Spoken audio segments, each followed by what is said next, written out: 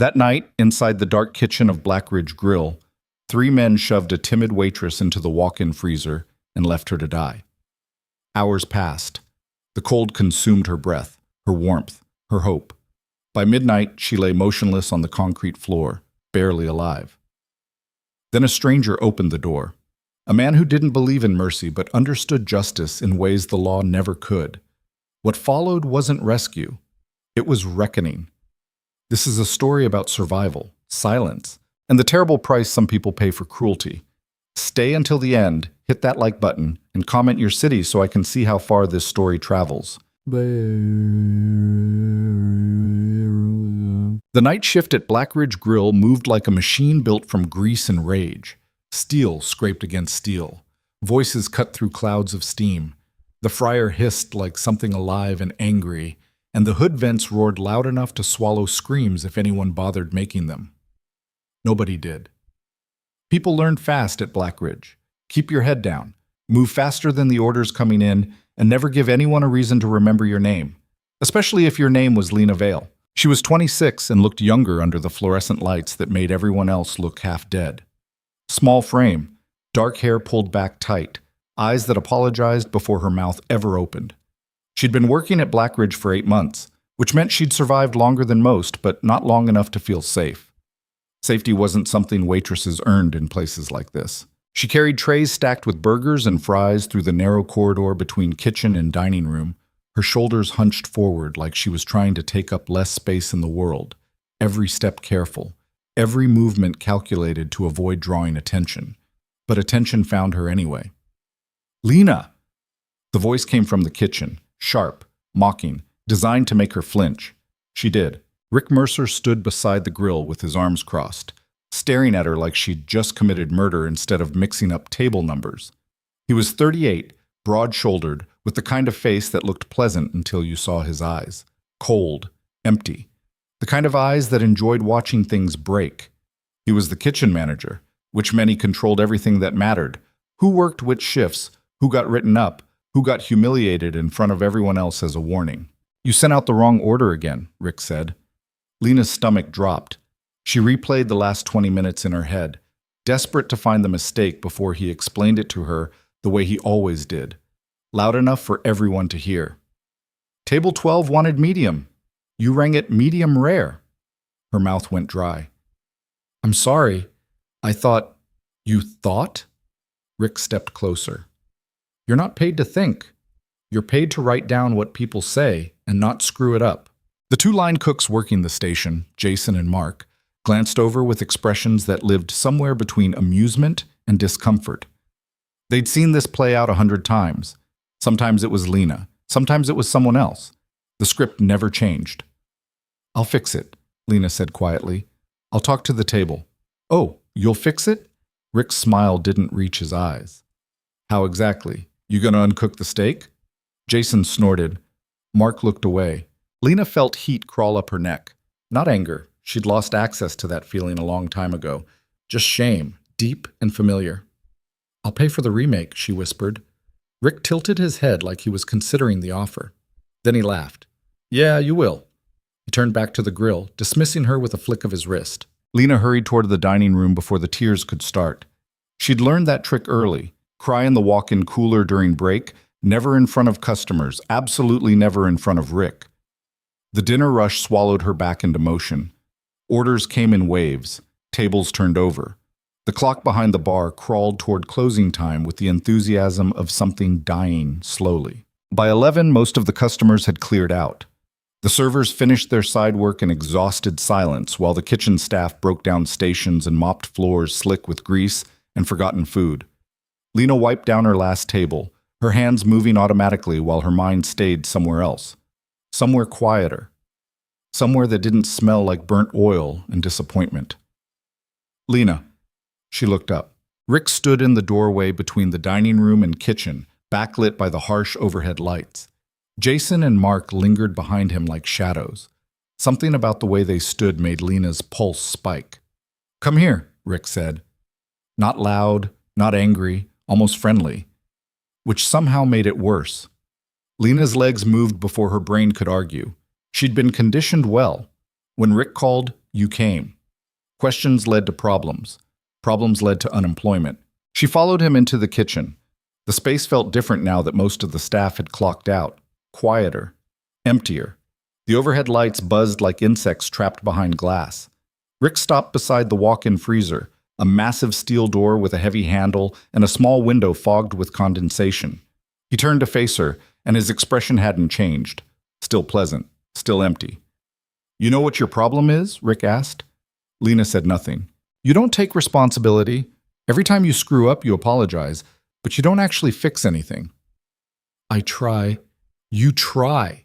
Rick's voice dripped with contempt. "You know what trying gets you? Nothing.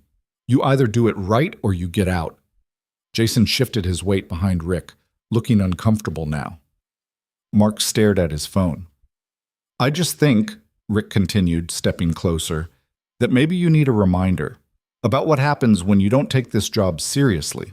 Lena's throat tightened. "I do take it seriously." "Do you?" Rick's smile widened. "Then prove it." He reached past her and pulled open the freezer door. Cold air exploded into the kitchen, carrying the smell of frozen meat and metal. "Get in," Rick said. Lena's entire body went rigid. "What?" "You heard me. Get in the freezer." "Why would I?"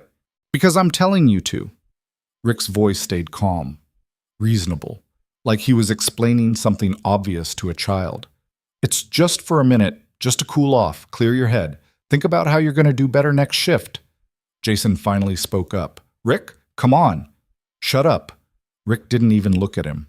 "Lena, inside. Now." Lena's legs refused to move. Fear locked her joints in place. Not the sharp, immediate terror of violence, but something slower, deeper.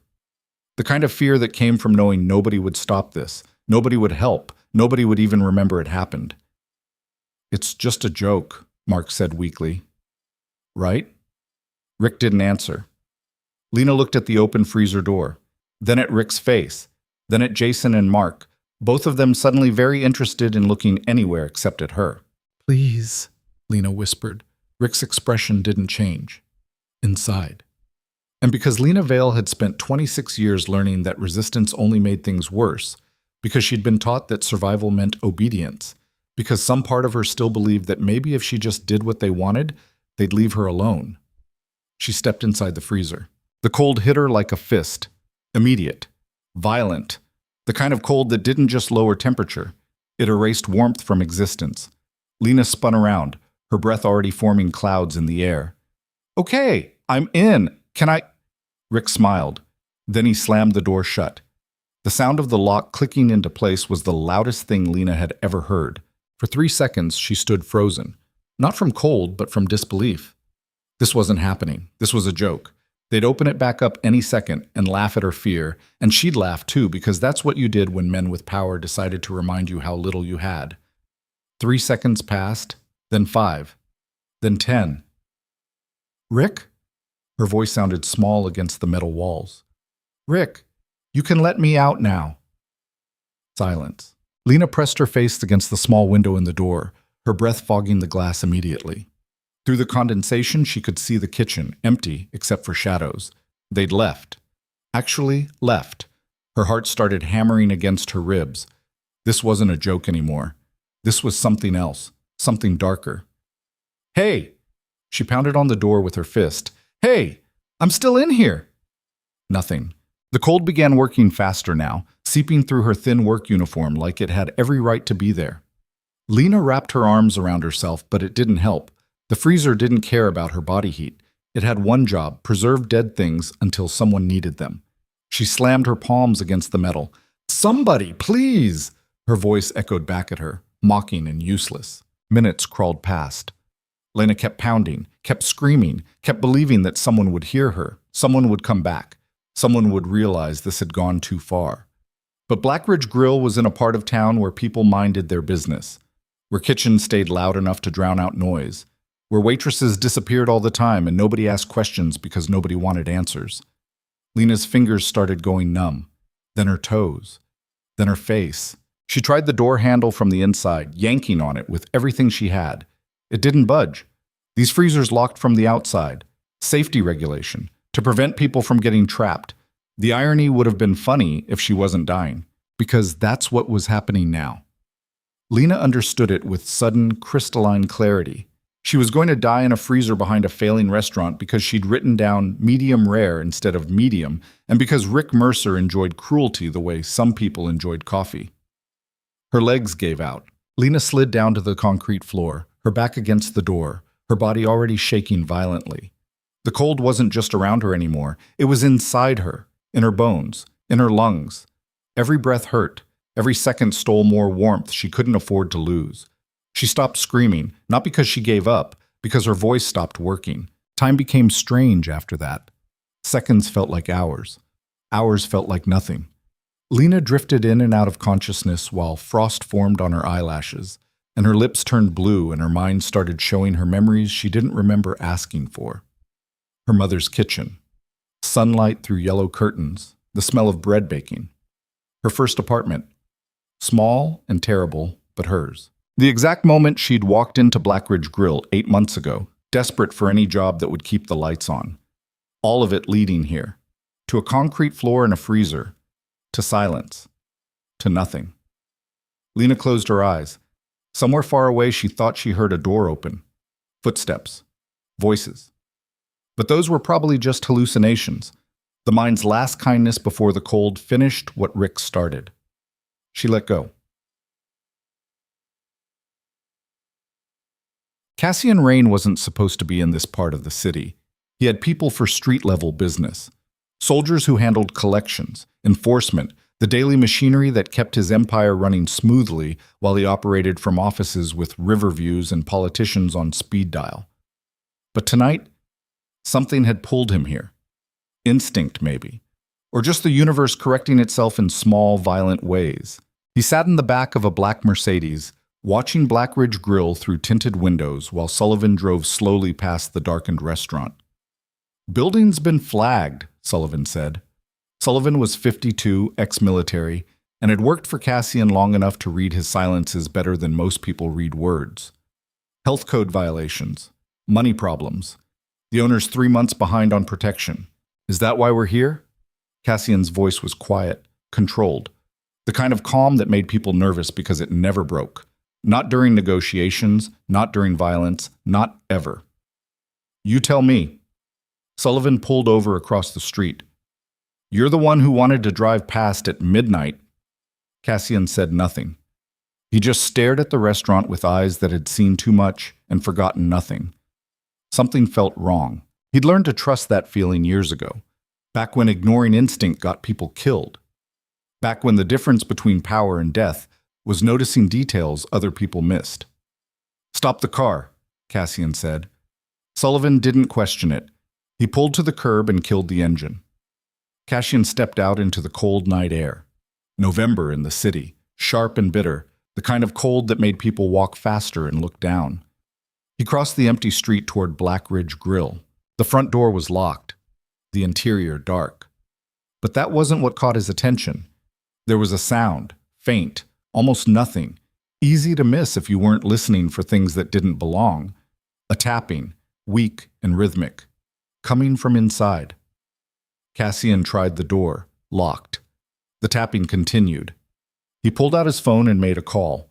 "I need a door opened, Blackridge Grill on Sullivan Street, now." 2 minutes later, a car pulled up.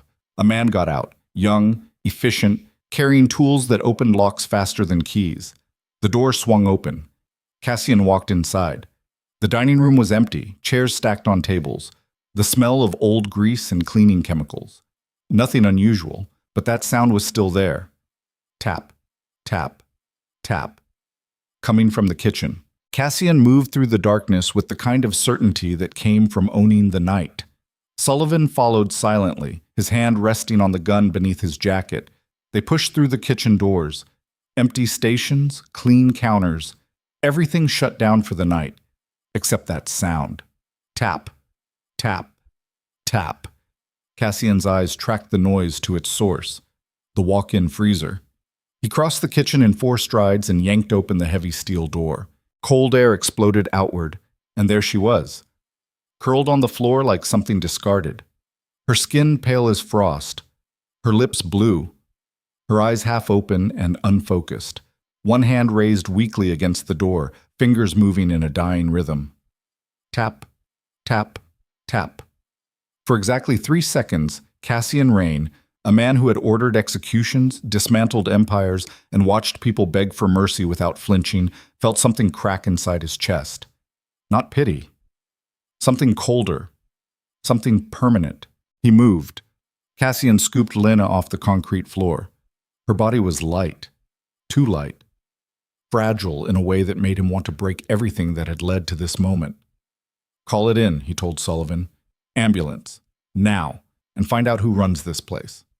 Sullivan already had his phone out, his voice sharp and efficient as he barked orders into the receiver. Cassian carried Lena out of the freezer.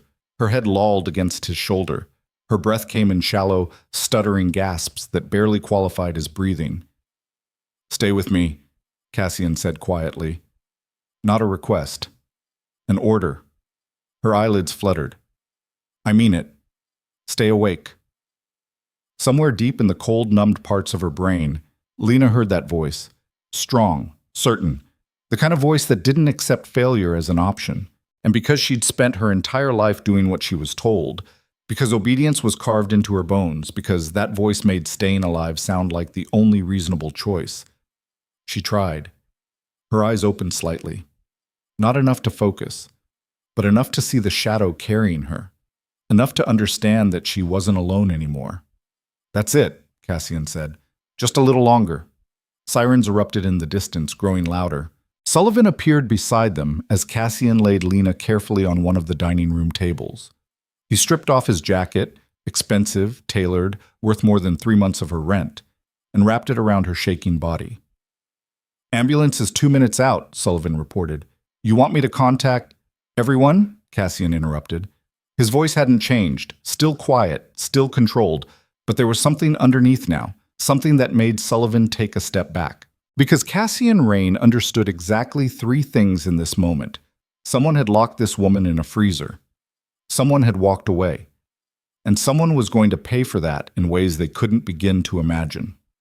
The ambulance arrived 90 seconds later. Paramedics rushed inside with equipment and urgent voices. They surrounded Lena, checking vitals, wrapping her in thermal blankets, inserting IVs with practiced efficiency. Severe hypothermia, one of them reported. Core temperature is dangerously low. We need to move now. They lifted her onto a stretcher. Cassian stepped back, watching as they carried her toward the ambulance. Lena's eyes were closed now. Her face was still too pale, but her chest was rising and falling.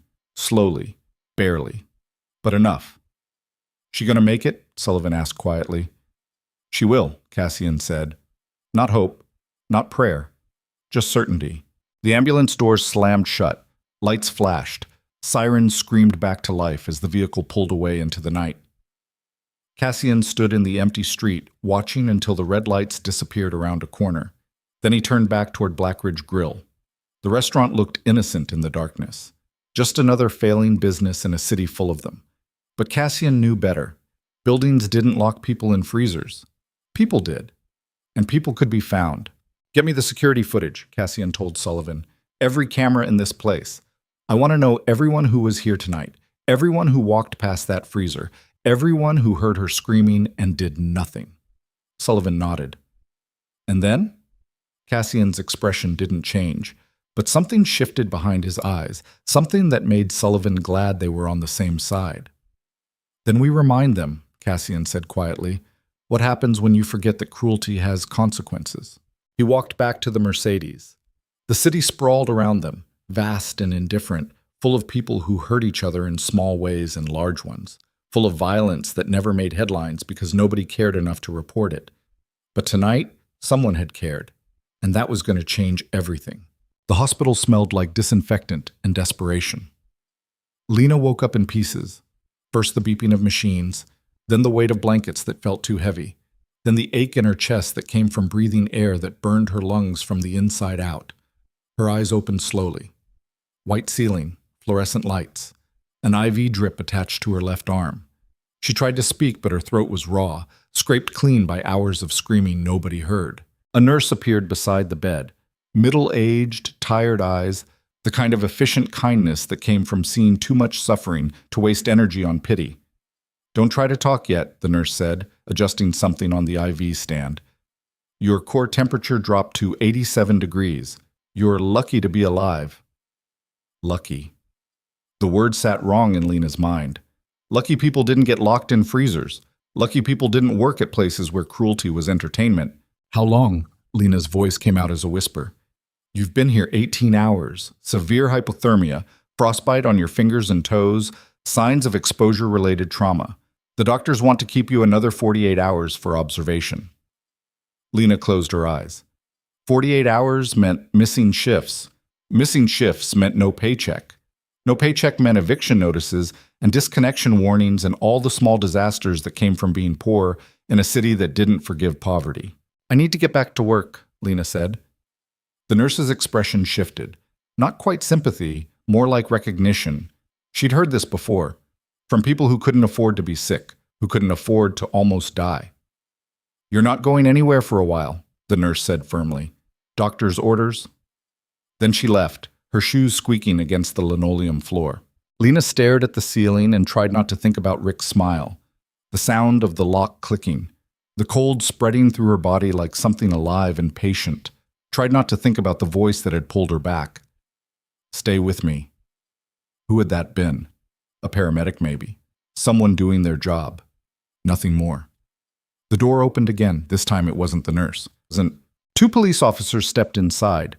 One older with gray at his temples, one younger with the kind of eager expression that hadn't been beaten out of him yet by the job. "Miss Vale?" The older one pulled out a notebook. "I'm Detective Carver. This is Officer Mendez. We need to ask you some questions about what happened at Black Ridge Grill." Lena's stomach tightened. "I don't want to press charges." The words came automatically. Survival instinct. The same reflex that made her apologize when people bumped into her. Carver's eyebrows rose. "You were locked in a freezer for over 3 hours. That's criminal negligence at minimum. Could be attempted murder depending on intent." "It was an accident," Lena heard herself say. "They probably forgot I was in there." "Did they?" Carver's tone made it clear he didn't believe that for a second. "So they just happened to lock the door from the outside and forget about the screaming employee inside?" Lena said nothing. Mendez leaned against the wall, watching her with something that might have been pity. "We've got security footage from the restaurant. We know exactly what happened. We know who did it." Ice flooded Lena's veins, colder than the freezer had been. "I don't want to cause trouble," she whispered. "Trouble?" Carver's voice sharpened. 3 men locked you in a freezer and left you to die. That's not trouble you're causing. That's justice they're avoiding. But justice required lawyers and court dates and testimony that would make her name public. Justice required standing in front of Rick and saying out loud what he'd done while he stared at her with those empty eyes. Justice required courage Lena wasn't sure she had. "I need to think about it," she said finally. Carver looked like he wanted to argue. Instead, he pulled out a business card and set it on the bedside table. "You've got 72 hours before the DA decides whether to move forward without your cooperation. Think fast." They left. Lena lay very still, staring at the card. Detective Marcus Carver. A phone number. An email address. A choice. She didn't reach for it. Across the city, Black Ridge Grill was dying. Rick Mercer stood outside the locked restaurant at 8 in the morning, staring at the notice taped to the front door. Health Department. Immediate closure. Long list of violations that hadn't existed yesterday. "This is bullshit," Jason said beside him. He was smoking a cigarette with shaking hands, his eyes red from lack of sleep. "We passed inspection last month." Mark paced back and forth on the sidewalk, his phone pressed against his ear. "Yeah, no, I understand, but..." His face went pale. "Okay, yeah, thanks anyway." He lowered the phone slowly. "What?" Rick demanded. "That was the temp agency. They said they can't place me. Something about my background check." "What background check? You don't have a record." "Exactly," Mark's voice cracked. "They said someone flagged my employment history, that I'm under investigation for criminal negligence." Rick's chest tightened. "Who told them that?" "They wouldn't say." Jason dropped his cigarette and crushed it under his heel. "This is because of that waitress, because of what happened with Lena." Nothing happened with Lena, Rick snapped. It was a joke. She's fine. She's in the hospital. So what? People get sick. She probably had the flu or something. But even as he said it, Rick felt something shift in his gut. Not guilt. He'd burned through guilt years ago. Something else. Something that felt like standing on ice that was starting to crack. His phone buzzed. A text from an unknown number. You forgot to check if she was breathing. Rick stared at the message. Then another one came through. That's the difference between a joke and a crime. Then another. Sleep well tonight, while you still can. Who is this? Rick texted back, his fingers shaking. No response. Jason was reading something on his own phone now, his face going from pale to gray. Rick, you need to see this. He held out his phone. It was a local news website. The headline read, Restaurant employee nearly dies after being locked in freezer. Below it was a photo of Blackridge Grill. Below that, 3 names. Rick Mercer, Jason Torres, Mark Chen. How did they get our names? Mark's voice pitched high. We haven't been charged with anything. They can't just... They can if someone leaked the footage, Jason said quietly. Rick's phone rang. He answered without checking the number. What? Mr. Mercer? A woman's voice. Professional. Cold. This is Linda Fraser from your insurance company. We're calling to inform you that your policy has been terminated effective immediately due to criminal activity on the premises. You can't do that. We can. And we have. Any claims related to the incident will not be covered. The line went dead. Rick lowered the phone slowly. Around him, the morning shifted. The street that had felt familiar an hour ago now looked different, hostile, like the city itself had turned against him overnight. We need a lawyer, Mark said. With what money? Jason shot back. The restaurant's closed. We're all unemployed. Then we need to talk to the police. Explain that it was just a joke? Rick's voice came out flat. You want to tell the cops it was just a joke while that girl's in the hospital with hypothermia? Mark flinched. What do you want us to do? Rick didn't answer because he didn't know. For the first time in years, he didn't have a plan, didn't have control. All he had was the sinking certainty that something had been set in motion, something bigger than a prank gone wrong, something that felt like machinery closing around him with the slow, inevitable pressure of jaws. Sullivan found Cassian in his office overlooking the river. Floor-to-ceiling windows, minimalist furniture, art on the walls that cost more than most people made in a year. Everything designed to project power without needing to say a word about it. Cassian stood at the window, hands in his pockets, watching the city spread out below him like something he owned. Which he did. In all the ways that mattered. The footage is being distributed, Sullivan reported. Every news outlet in the city has a copy. The DA's office received it anonymously this morning. So did the health department, the labor board, and about 15 employment agencies. Good, Cassian said without turning around. Mercer and his friends are radioactive now. Nobody will hire them. Their names are attached to a near-murder case. Even if charges don't stick, the reputation damage is permanent. Not permanent enough. Sullivan waited. He'd worked for Cassian long enough to know when silence meant keep talking and when it meant shut up and listen. This was the latter. The restaurant owner filed for bankruptcy this morning, Cassian continued. The building's going into foreclosure. I want you to buy it. The building? Through a shell company. Make sure it sells cheap. Then I want it torn down. Sullivan made a note. What about the employees, the ones who weren't involved? Find them new jobs. Better jobs. Make sure they land somewhere that won't treat them like garbage. And the girl? For the first time, Cassian's expression shifted. Not much, just enough for Sullivan to notice.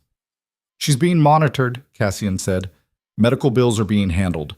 When she's discharged, make sure she has somewhere safe to go. You want me to approach her? No. The word came out sharp. She doesn't need to know who's helping her. She just needs to recover without drowning in debt. Sullivan studied his boss's profile. This feels personal. Everything is personal when it happens in my city.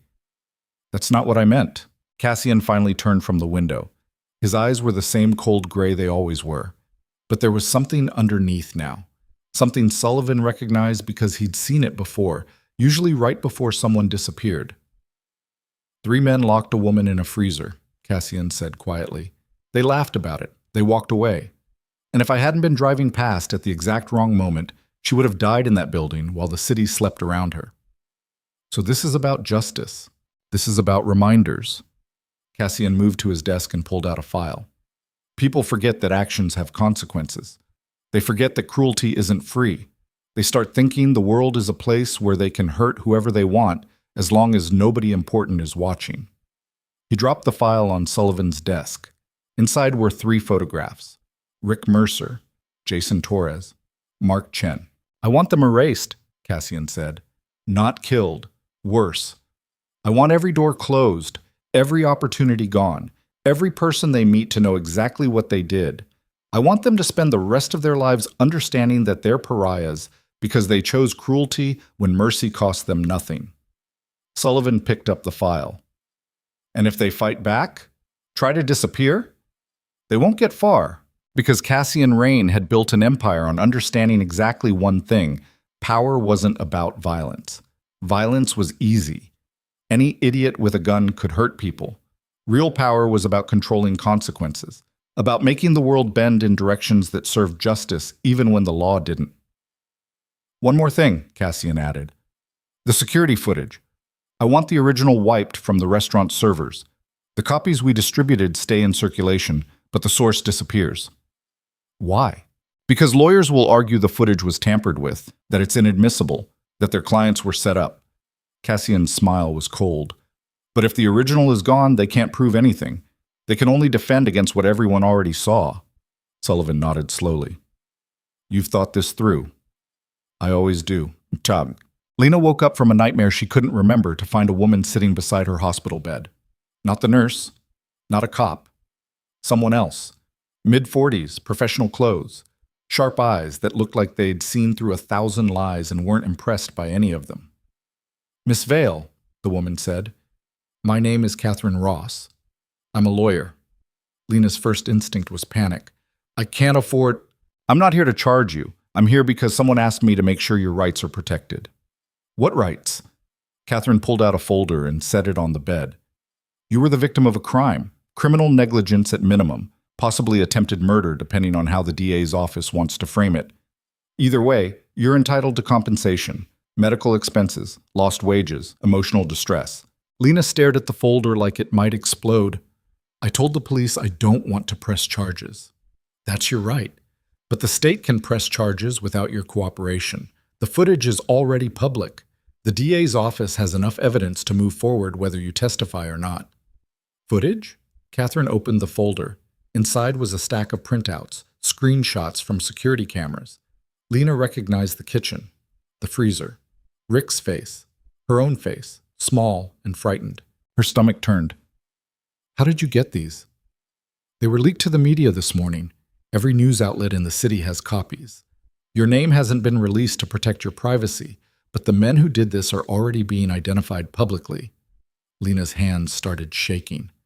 I didn't want this. I know, but it's happening anyway.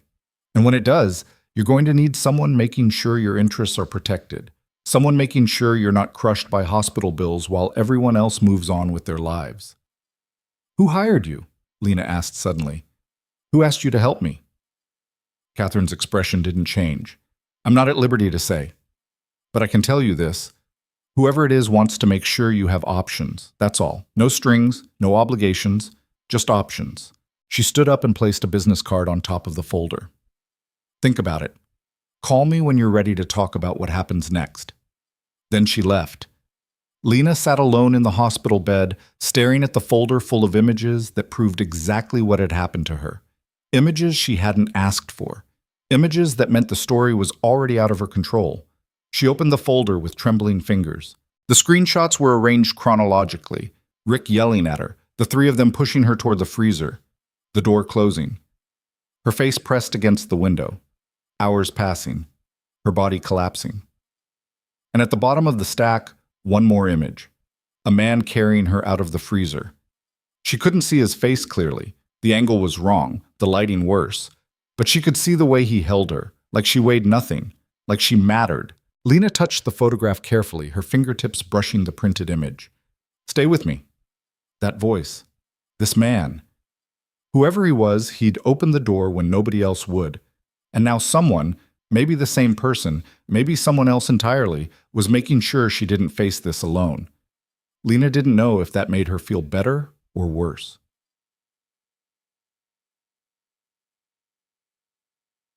Rick Mercer spent the next 48 hours watching his life disintegrate in real time. The news coverage started small, local outlets reporting on workplace negligence. Then it spread. Social media picked it up. Videos went viral. People who'd never heard of Black Ridge Grill suddenly had opinions about what should happen to the men who locked a waitress in a freezer. His phone wouldn't stop ringing. Reporters, strangers, people calling to tell him he deserved to die. He stopped answering after the first dozen death threats. Jason stopped answering his phone entirely and disappeared into his apartment like a hunted animal. Mark tried to lawyer up but couldn't find anyone willing to take his case, at least not for any amount of money he could afford. "This doesn't make sense," Mark said when they met at a diner across town. Somewhere nobody knew them, somewhere they could talk without being recognized. "How did this blow up so fast? 3 days ago nobody cared. Now we're all over the internet." "Someone's pushing the story," Jason said quietly. He looked like he'd aged 10 years, dark circles under his eyes, hands shaking around his coffee cup. "Someone with resources." Rick stared into his own cup. "What do you mean?" "I mean, the footage didn't just leak. It was distributed strategically. News outlets, employment agencies, the cops, all at the same time. That doesn't happen by accident." "So what are you saying? Someone's targeting us?"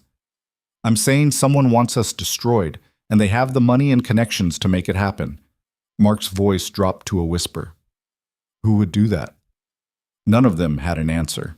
But Rick felt it now, that crawling sensation on the back of his neck. The feeling of being watched, hunted, the sense that the walls were closing in and he couldn't see who was pushing them.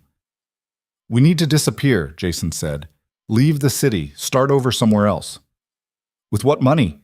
Rick shot back. "We're all broke, unemployed. Our faces are plastered across every news site in the state." "Then what do you suggest?" Rick didn't have an answer. For the first time in his life, he understood what it felt like to be powerless, to have everything stripped away and no way to fight back, to be the one locked in a freezer with nobody coming to help. His phone buzzed. Another text from the unknown number. 3 hours in the cold. Think about that every night before you sleep. She did. Rick stared at the message. Then he threw his phone across the diner. It shattered against the wall. Cassian received the update while sitting in his car outside the hospital. Sullivan called with numbers and names and developments that meant everything was proceeding exactly as planned. "Mercer's trying to leave the city," Sullivan reported. "He bought a bus ticket to Cleveland. Leaves tomorrow morning." "Cancel it," Cassian said. "Make sure he can't leave. I want him here when the charges come through." The DA's office is moving forward with the case. They're charging all 3 of them with criminal negligence and reckless endangerment. The trial's set for 6 months out. Good. And the girl, Miss Vale, she's being discharged tomorrow. Medical bills are paid. The hospital doesn't know who covered them. She's asking questions, but nobody has answers. Cassian watched the hospital entrance through the windshield. People coming and going, visitors and patients. Life continuing around small tragedies that only mattered to the people living them. "Make sure she has somewhere to go," Cassian said. "Find her an apartment, something safe. Somewhere that doesn't feel like the place she left. You want her to know it's from you? No. Make it anonymous, a social services program, a charity, something she'll accept without asking questions." Sullivan was quiet for a moment. Then, "You're not planning to meet her?"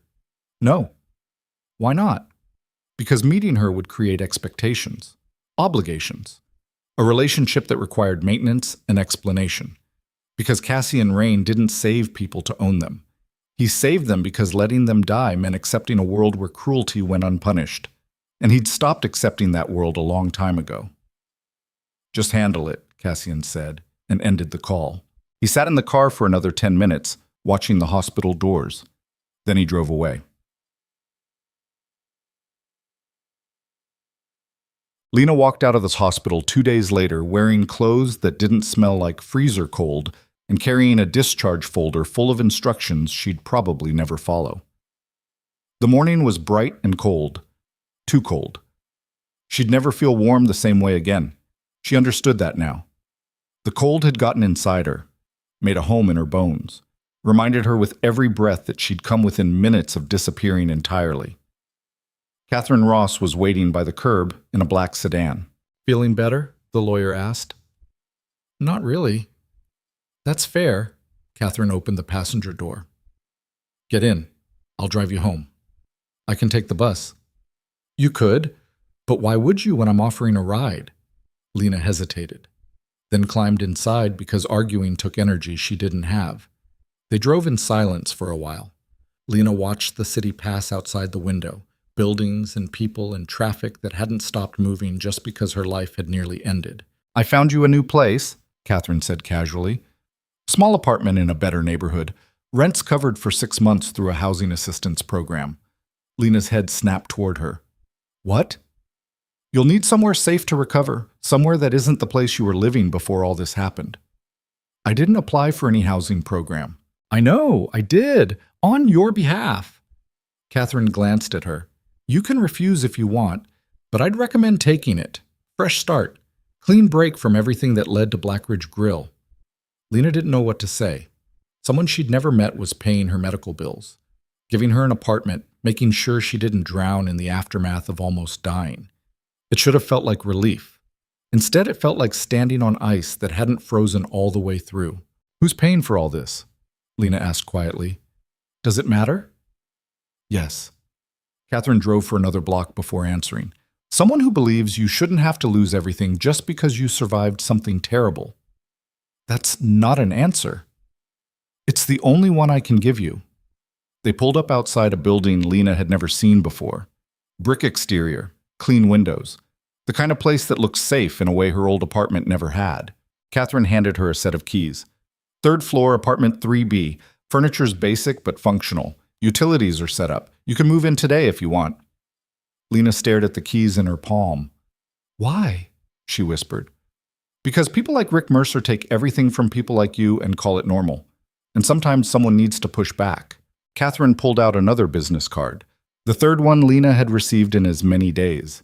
"Call me if you need anything, or don't. The choice is yours." Then she drove away. Lena stood on the sidewalk, holding keys to an apartment she hadn't earned and help she didn't understand. She looked up at the building, then at the street behind her, where her old life was waiting to swallow her whole again. For the first time in 26 years, Lena Vale made a choice that wasn't about survival. She walked through the front door and didn't look back. The apartment felt too clean.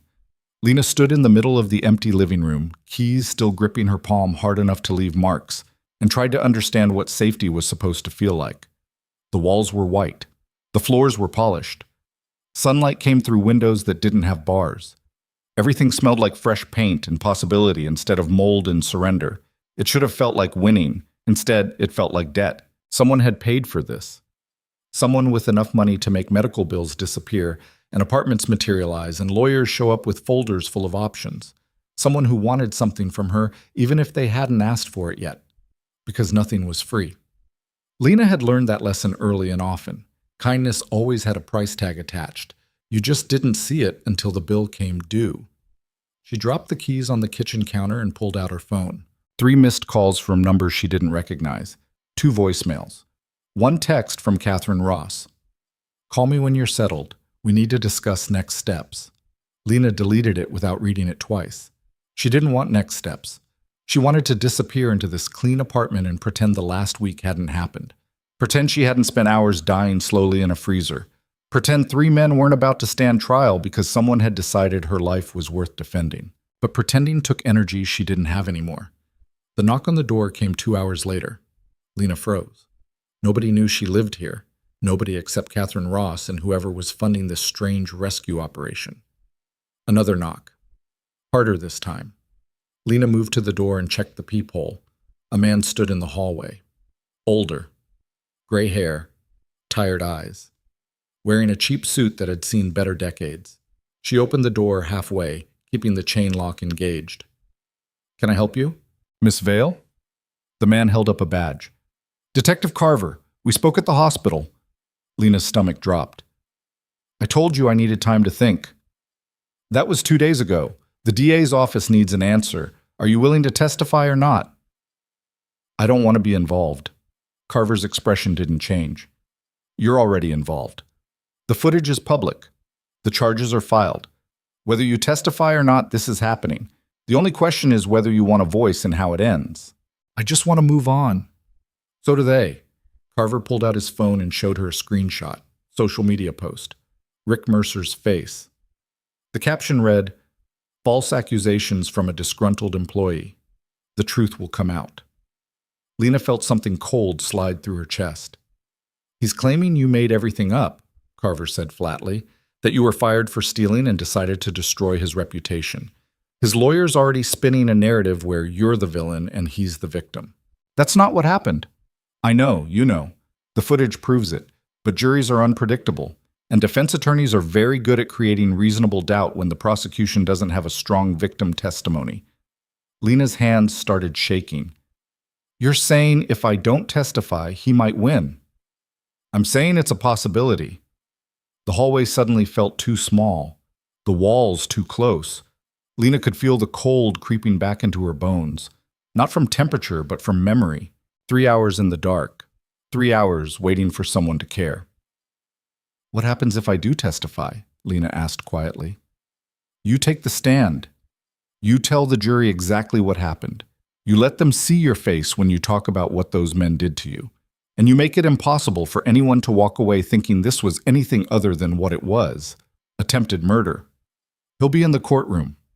Yes. He'll be staring at me while I talk about the worst night of my life. Yes.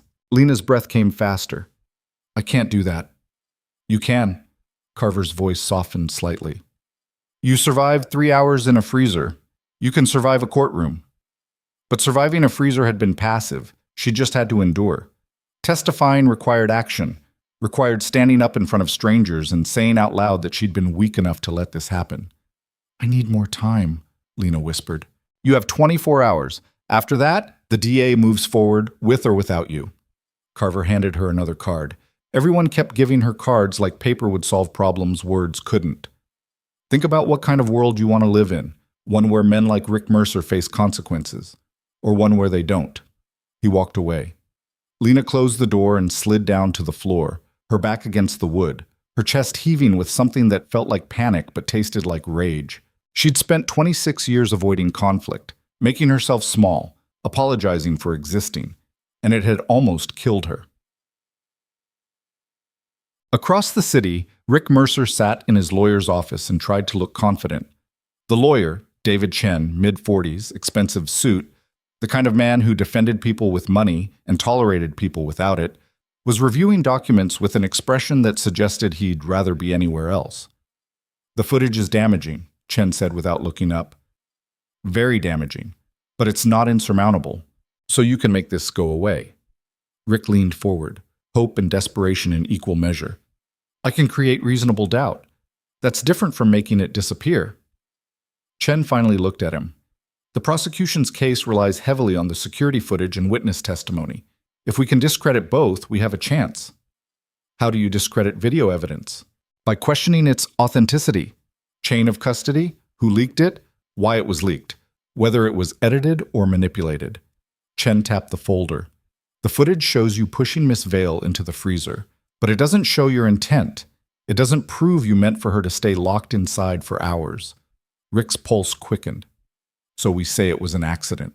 We say it was a poorly executed joke that went wrong, that you intended to let her out after a few seconds but got distracted, that the lock malfunctioned, that you had no idea she was in danger. Will that work? If the victim doesn't testify? Maybe. If she takes the stand and tells her story with tears in her eyes? Chen's expression was cold. Then we're fighting uphill. Rick's jaw clenched. So we need her to stay quiet. We need her to understand that testifying will be traumatic and exhausting and ultimately pointless because we'll tear her story apart piece by piece until the jury doubts everything she says. How do we make her understand that? Chen leaned back in his chair. We don't. Her lawyer does. And if her lawyer is smart, they'll advise her not to put herself through that trauma for a case that might not even result in conviction. Rick felt something loosen in his chest. Not relief? Not yet. But the first hint that maybe this wasn't over, maybe he could still walk away from this. His phone buzzed. Another text from the unknown number. Chen charges $300 an hour to lie for you. How much would it cost to tell the truth? Rick stared at the message, then showed it to Chen. The lawyer's expression shifted. Not quite alarm, but close. You've been receiving threatening messages? For days. Always from blocked numbers. Always about Lena. Chen made a note. This could actually help us. We can argue you're being targeted by someone with a vendetta. That this entire situation has been orchestrated by a third party trying to destroy your reputation. Who would do that? That's what we'll ask the jury to wonder about. Chen's smile was thin. Conspiracy theories are powerful tools. They create doubt, and doubt is all we need. Sullivan found Cassian at his private gym, a converted warehouse with equipment that cost more than most people's cars and no membership list because only one person used it. Cassian was midway through a workout that would have hospitalized normal people. Heavy bag, speed bag, weights, movement that looked effortless but carried the kind of precision that came from decades of discipline. We have a problem, Sullivan said. Cassian didn't stop moving. Talk.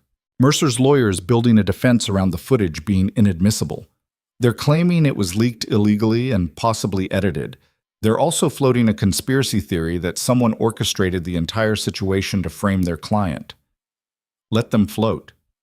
They're asking questions about who leaked the footage, who paid Lena's medical bills, who's funding her legal representation. Sullivan paused. They're looking for you. Cassian stopped, grabbed a towel, wiped sweat from his face without urgency. Did they find anything? Not yet.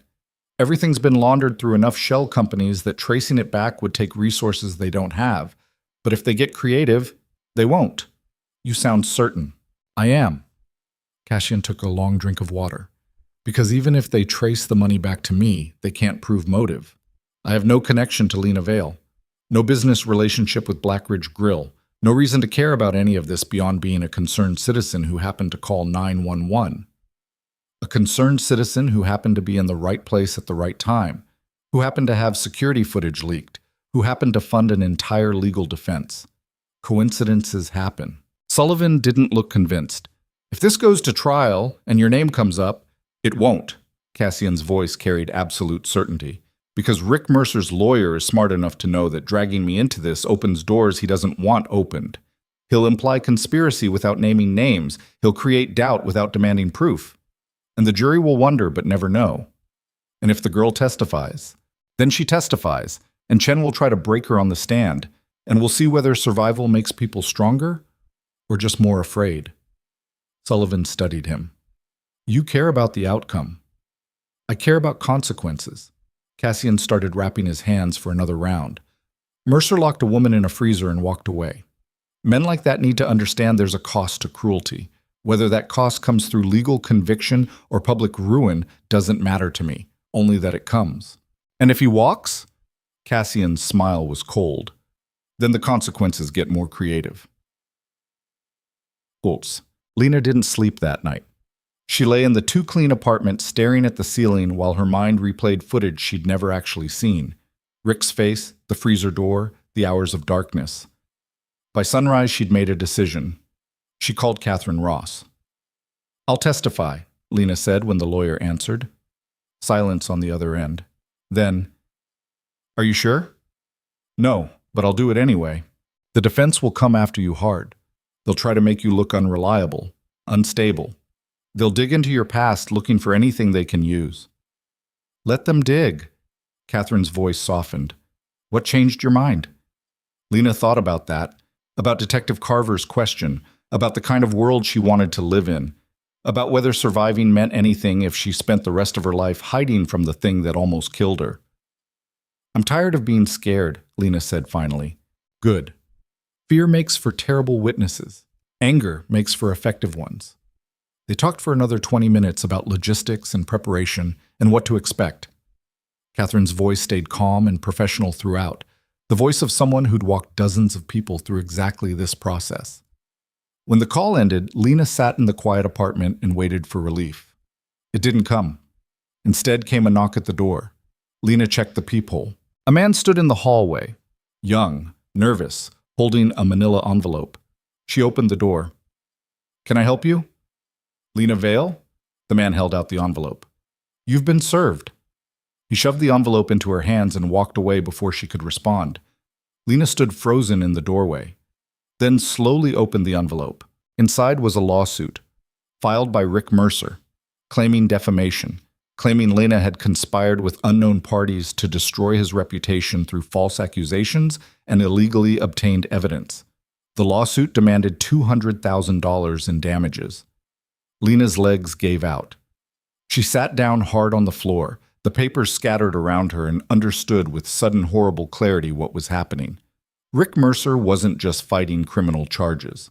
He was coming after her directly, making sure that even if she testified, even if he lost, she'd be buried under legal debt so massive she'd never escape it. Her phone rang. Catherine Ross. Lena answered without speaking. "I just got word about the lawsuit," Catherine said. Her voice was tight, controlled, angry. "This is a SLAP suit, strategic lawsuit against public participation. It's designed to intimidate you into silence. It's working. Don't let it. These suits almost never win. They're just harassment tactics." "He's asking for $200,000, Lena's voice cracked. "I don't have $200. "You won't need it. We'll file a motion to dismiss. The judge will throw it out." "What if they don't?" Catherine was quiet for a moment. "Then we fight it." "But Lena, listen to me. This is exactly what Mercer wants. He wants you scared. He wants you to back down. He wants you to decide testifying isn't worth the risk." "Maybe it's not. That's your choice. But understand what you're choosing. You're choosing to let a man who tried to kill you walk away from consequences because he had enough money to hire a lawyer who knows how to weaponize the court system." Lena closed her eyes. "I can't do this." "Yes, you can.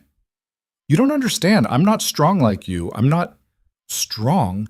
Catherine's laugh was bitter. "You think strength is not being afraid? Strength is being terrified and showing up anyway. Strength is standing in front of the person who hurt you and saying, 'I'm still here, and you didn't break me.' You've already survived the worst thing Rick Mercer could do to you. Everything else is just paperwork." "I need to think." "You have until tomorrow. After that, the DA needs your answer." The line went dead. Lena sat surrounded by legal documents that proved Rick Mercer understood exactly what she'd learned 26 years ago. The system protected people with resources and crushed people without them. Her phone buzzed. Text from an unknown number. "The lawsuit is garbage. He knows it. You know it. Don't let him win by making you believe his threats matter more than your truth." Lena stared at the message.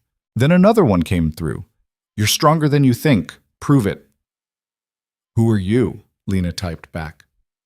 No response. But somehow those words settled into her chest next to the fear and the anger and the exhaustion. "You're stronger than you think." Maybe that was true. Or maybe it was just another lie people told to make suffering sound noble. Either way, Lena had 24 hours to decide whether she was the kind of person who fought back or the kind who disappeared. The preliminary hearing happened 3 days later in a courtroom that smelled like old wood and broken promises.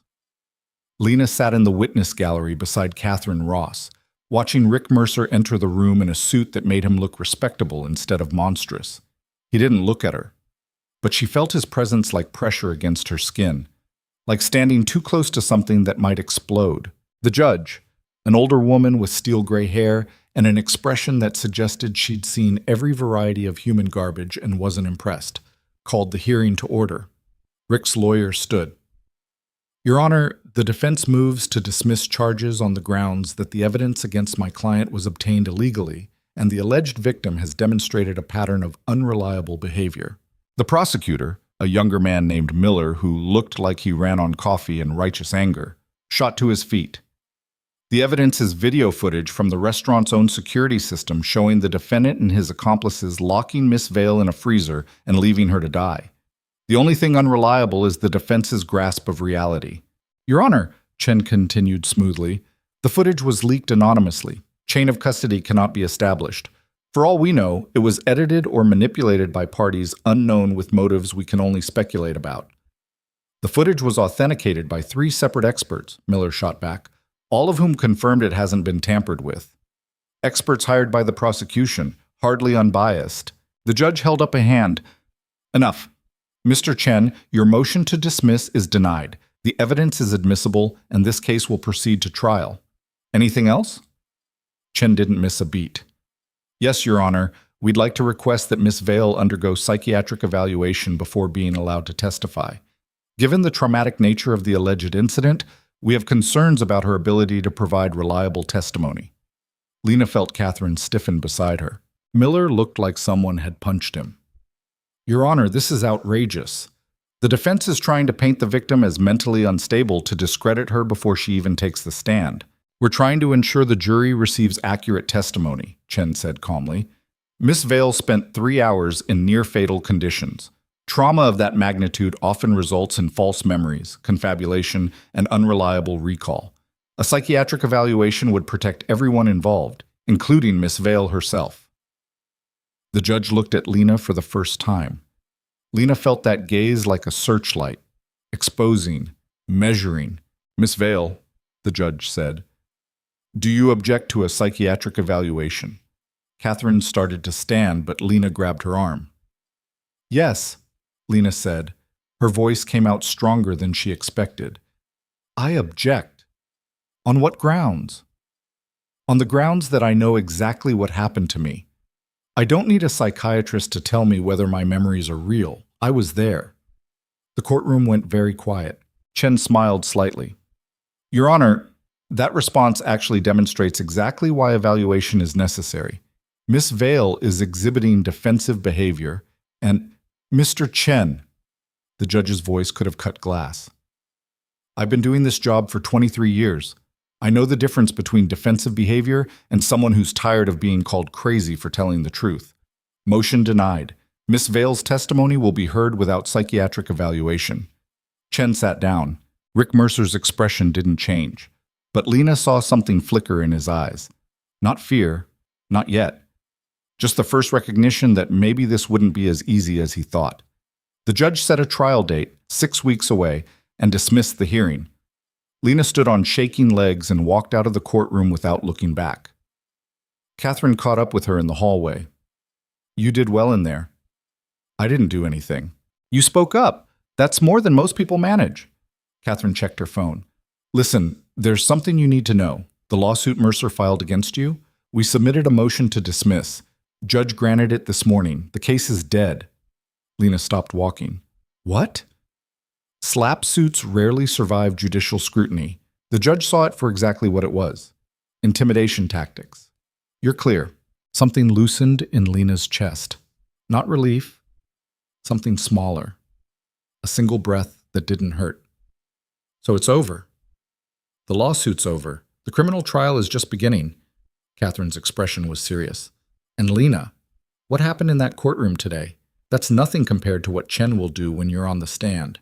He's going to try to break you, make you doubt yourself, make the jury doubt you. You need to be ready for that. How do I get ready for someone calling me a liar in front of strangers? By remembering you're not lying, by holding on to that, by making the jury see what you went through instead of what Chen wants them to believe. Lena nodded slowly, but inside fear was already building again, because she'd stood up once in a courtroom and it had felt like victory. Doing it for hours under cross-examination while Rick Mercer stared at her? That felt like something else entirely. The next 4 weeks passed in a blur of preparation. Catherine drilled her relentlessly. Mock questioning, practice testimony, strategies for staying calm under pressure. Miller, the prosecutor, joined some sessions, his questions sharp and unforgiving, designed to prepare her for worse. Chen's going to ask why you didn't quit sooner, Miller said during one session. Why you stayed at a job where you were being mistreated? Because I needed the money. That's the truth, but it sounds defensive. Try. I stayed because, like millions of people, I couldn't afford to be unemployed. I stayed because I believed if I worked hard enough, things would get better. I stayed because leaving a bad job doesn't guarantee finding a good one. Lena practiced the words until they felt natural instead of rehearsed. She practiced staying calm when Catherine played the role of Chen, aggressive, dismissive, designed to provoke emotional reaction. She practiced looking at photographs of Rick without flinching. And late at night, alone in her apartment, she practiced breathing through panic attacks that came without warning and left her shaking on the bathroom floor. The unknown number texted her twice more during those weeks. Once, "You're doing better than you think." Once, "The hardest part is showing up. You've already done that." Lena never responded, but she saved the messages anyway. The trial started on a Tuesday morning in late spring. The courthouse was bigger than the preliminary hearing, higher ceilings, more witnesses, cameras outside capturing everything for news outlets that had turned this into a story about workplace abuse and justice denied. Lena sat in the witness room, waiting to be called. Catherine sat beside her, reviewing notes. "Remember, look at the jury, not Chen.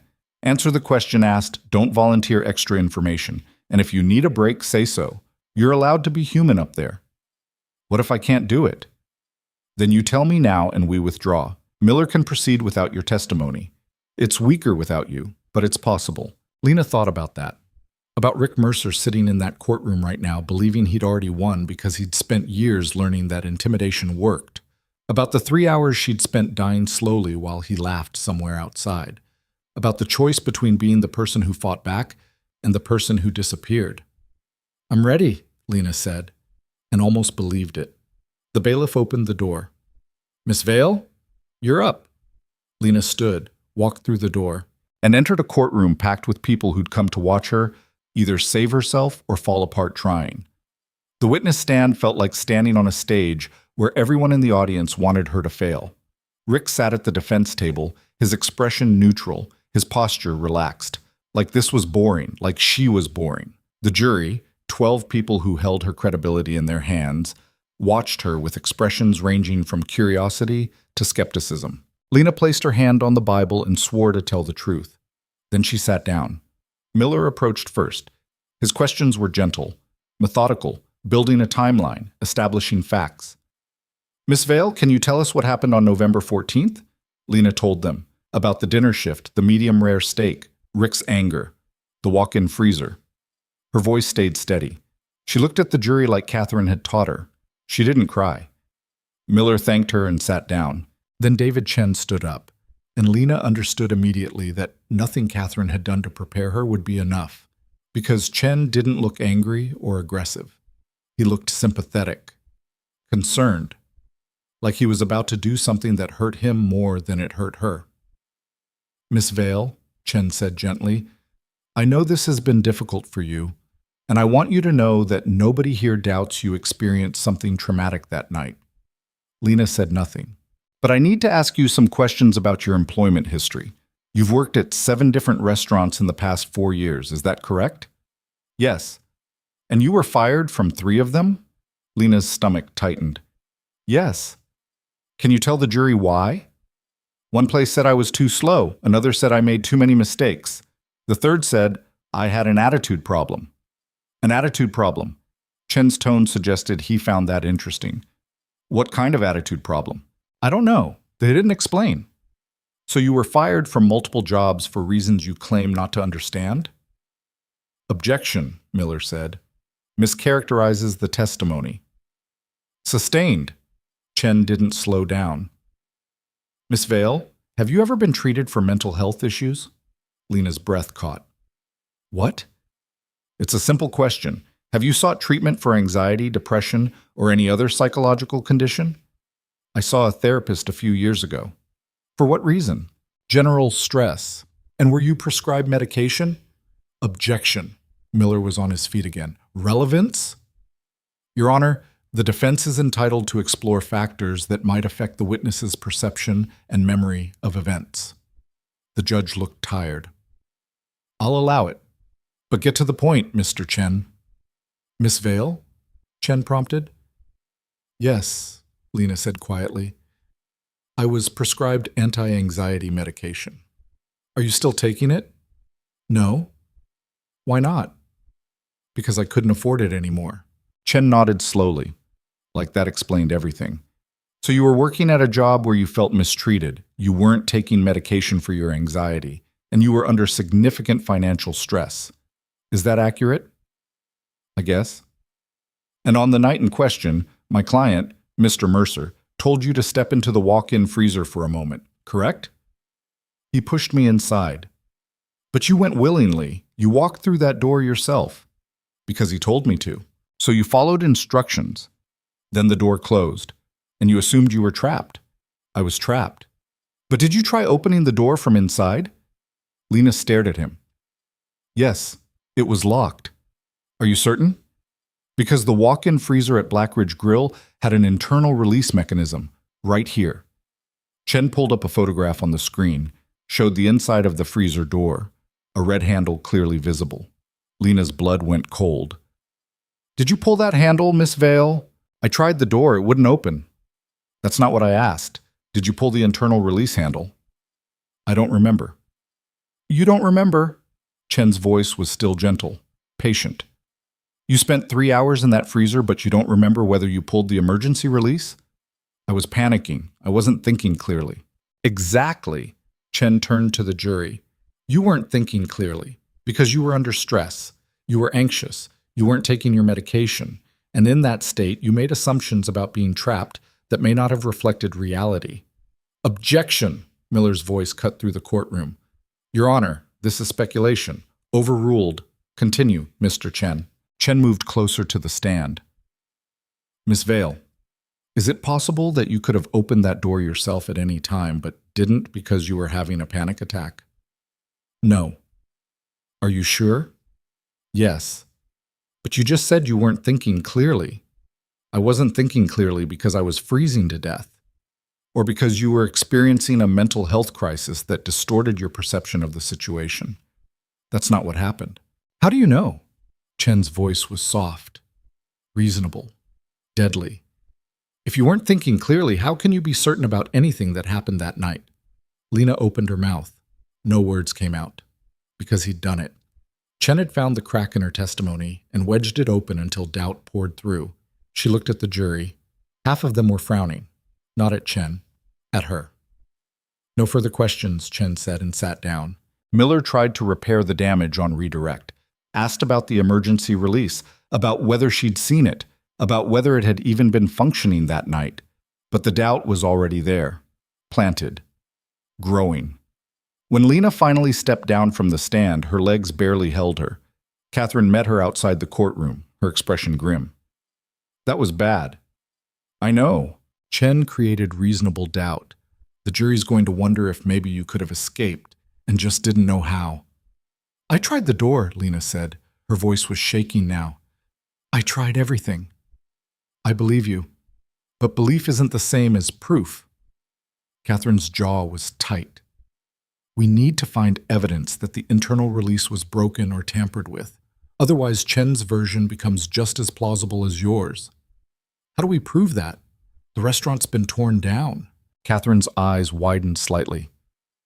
What? The building. It was demolished last month. I saw it when I drove past. Catherine pulled out her phone, started typing rapidly. Her face went pale. What? Lena asked. The building was purchased through a shell company 2 weeks after your incident, then demolished before the trial, which means there's no freezer to inspect, Lena finished. They stared at each other, understanding what this meant. No physical evidence. No way to prove the release mechanism was broken. No way to counter Chen's narrative that Lena had been trapped by her own panic instead of by Rick Mercer's cruelty. Who bought the building? Lena asked. Catherine's expression was strange. I don't know. The ownership is buried under layers of corporate entities. But Lena, she hesitated. Whoever's been helping you, paying your bills, funding your defense, what if they're the same person who demolished the evidence? The words hung in the air like smoke. Why would someone helping me destroy evidence that proves my case? I don't know, unless... Catherine stopped, started again. Unless they didn't realize the freezer would be needed for trial, or unless they had other priorities that mattered more than your testimony. Lena felt the ground shift beneath her feet. Someone had been protecting her, funding her recovery, making sure she had options. But that same someone had eliminated the only physical evidence that could have proven Rick Mercer locked her inside that freezer to die. And she had no idea who they were, or what they really wanted, or whether she'd just been a piece in a game she didn't understand. "I need to find them," Lena said. "Find who?" "Whoever's been helping me. I need to know why they destroyed that building." Catherine looked like she wanted to argue, then nodded slowly. "I'll make some calls, see if I can trace the shell company back to a name." But Lena already knew Catherine wouldn't find anything, because whoever was behind this was careful, professional. The kind of person who could make buildings disappear and medical bills evaporate and evidence vanish without leaving fingerprints. The kind of person whose help might be worse than being abandoned. Lena walked out of the courthouse into afternoon sunlight that felt wrong, too bright, too normal. Rick Mercer stood on the courthouse steps, surrounded by cameras and reporters, his lawyer beside him, both of them looking confident in a way that made Lena's stomach turn. "My client is innocent," Chen was saying, "and today's testimony proved that this entire case is built on misunderstandings and assumptions rather than facts." Rick caught Lena's eye across the crowd. He smiled. Not a victory smile, a promise. That no matter how this ended, he'd already won something. Lena turned away and kept walking. But she could feel that smile following her, and she understood with sudden, horrible clarity that testifying hadn't been enough. Being right hadn't been enough. Surviving hadn't been enough. Because the system wasn't designed to protect people like her from people like Rick Mercer. It was designed to give people like Rick Mercer plausible deniability while people like her drowned in doubt. Her phone buzzed, text from the unknown number. "I'm sorry about the building. It was a mistake. But this isn't over." Lena stopped walking, typed back, "Who are you?" This time, an answer came. Someone who understands that justice doesn't always happen in courtrooms. "What does that mean?" "It means you have a choice. Trust the system. Or trust me." Lena stared at the message, then at the courthouse behind her where Rick Mercer was spinning his lies into truth. Then at the city stretching out in every direction, vast and indifferent and full of people who hurt each other in small ways and large ones without ever facing consequences. She typed, "I don't even know your name." The response came immediately. "Names don't matter. Results do. Do you want him to walk away from this?" Lena's hands were shaking. "No, then stop fighting fair, because he never was." The message stayed on her screen. A door opening. A choice being offered. A line she could cross if she was willing to become someone different than the person who'd walked into that courtroom this morning. Lena looked up at the sky, then back at her phone, and typed 3 words that would change everything. "Tell me how." The response came 30 seconds after Lena sent those 3 words. Not a text. A phone call. Unknown number. Lena's thumb hovered over the screen. Every instinct she'd spent 26 years cultivating screamed at her to decline. To walk away, to stay small and safe and invisible. She answered, "There's a car waiting for you." The voice was male, calm, the kind of calm that came from never doubting you'd be obeyed. "Black Mercedes, corner of 5th and Madison. Get in." Who is this? Someone who's been watching Rick Mercer smile his way through testimony for long enough. You have 5 minutes to decide if you're serious about wanting justice or if you're just angry. "I don't even know what you're asking me to do. That's why you need to get in the car." The line went dead. Lena stood on the courthouse steps, her phone still pressed against her ear, her pulse hammering so hard she could feel it in her throat. 5th and Madison was 2 blocks away. She could walk there in 3 minutes, or she could go home to her clean apartment and pretend this phone call never happened, and wait for a jury to decide whether Rick Mercer's lies sounded more convincing than her truth. Lena looked back at the courthouse. Rick was still there, still surrounded by cameras, still wearing that smile that said he'd already won because men like him always did. Her legs started moving before her brain finished arguing. 2 blocks. 3 minutes. A black Mercedes idling at the curb exactly where the voice said it would be. The back door opened as she approached. Lena hesitated 1 final second, then climbed inside. The interior smelled like leather and money. The windows were tinted dark enough that the outside world looked like a memory instead of something real. A man sat in the back seat beside her, older, refined, gray hair, eyes that had seen too much and forgotten nothing. He wore a suit that probably cost more than Lena's car and an expression that gave away absolutely nothing. "Miss Vale," he said, "my name is Sullivan. I work for someone who's been ensuring you don't drown while fighting people with more resources than conscience." "Who?" "Someone who prefers anonymity. Someone who opened a freezer door when nobody else would." Lena's breath caught. That was him? The voice telling me to stay awake? Sullivan didn't confirm or deny. What matters now is what happens next. The trial isn't going in your favor. I know. Chen created enough doubt to get Mercer acquitted. Maybe not immediately, but on appeal? Almost certainly. Which means in 6 months, maybe a year, Rick Mercer walks away from this with nothing worse than legal bills and a damaged reputation that will heal the moment people stop caring. Lena's hands clenched in her lap. So I went through all of that for nothing. Through the legal system? Yes, but there are other systems, older ones, more reliable. What does that mean? Sullivan pulled out a tablet and opened a file. Photographs appeared on the screen. Rick Mercer leaving his apartment, getting into his car, walking into a bar. We've been tracking him since the incident, his routines, his habits, his weaknesses. Sullivan swiped through more images. He has a pattern. Every Thursday night he goes to a bar called The Anchor, drinks until midnight, then drives home drunk because he's the kind of man who thinks rules apply to other people. Lena stared at the photographs. You want me to follow him? We want you to confront him. Away from lawyers and cameras and courtrooms that give men like Mercer plausible deniability. We want you to look him in the eye and tell him exactly what he did to you. And we want him to understand that the consequences are coming whether the jury agrees or not. That's not justice. That's revenge. Sometimes they're the same thing.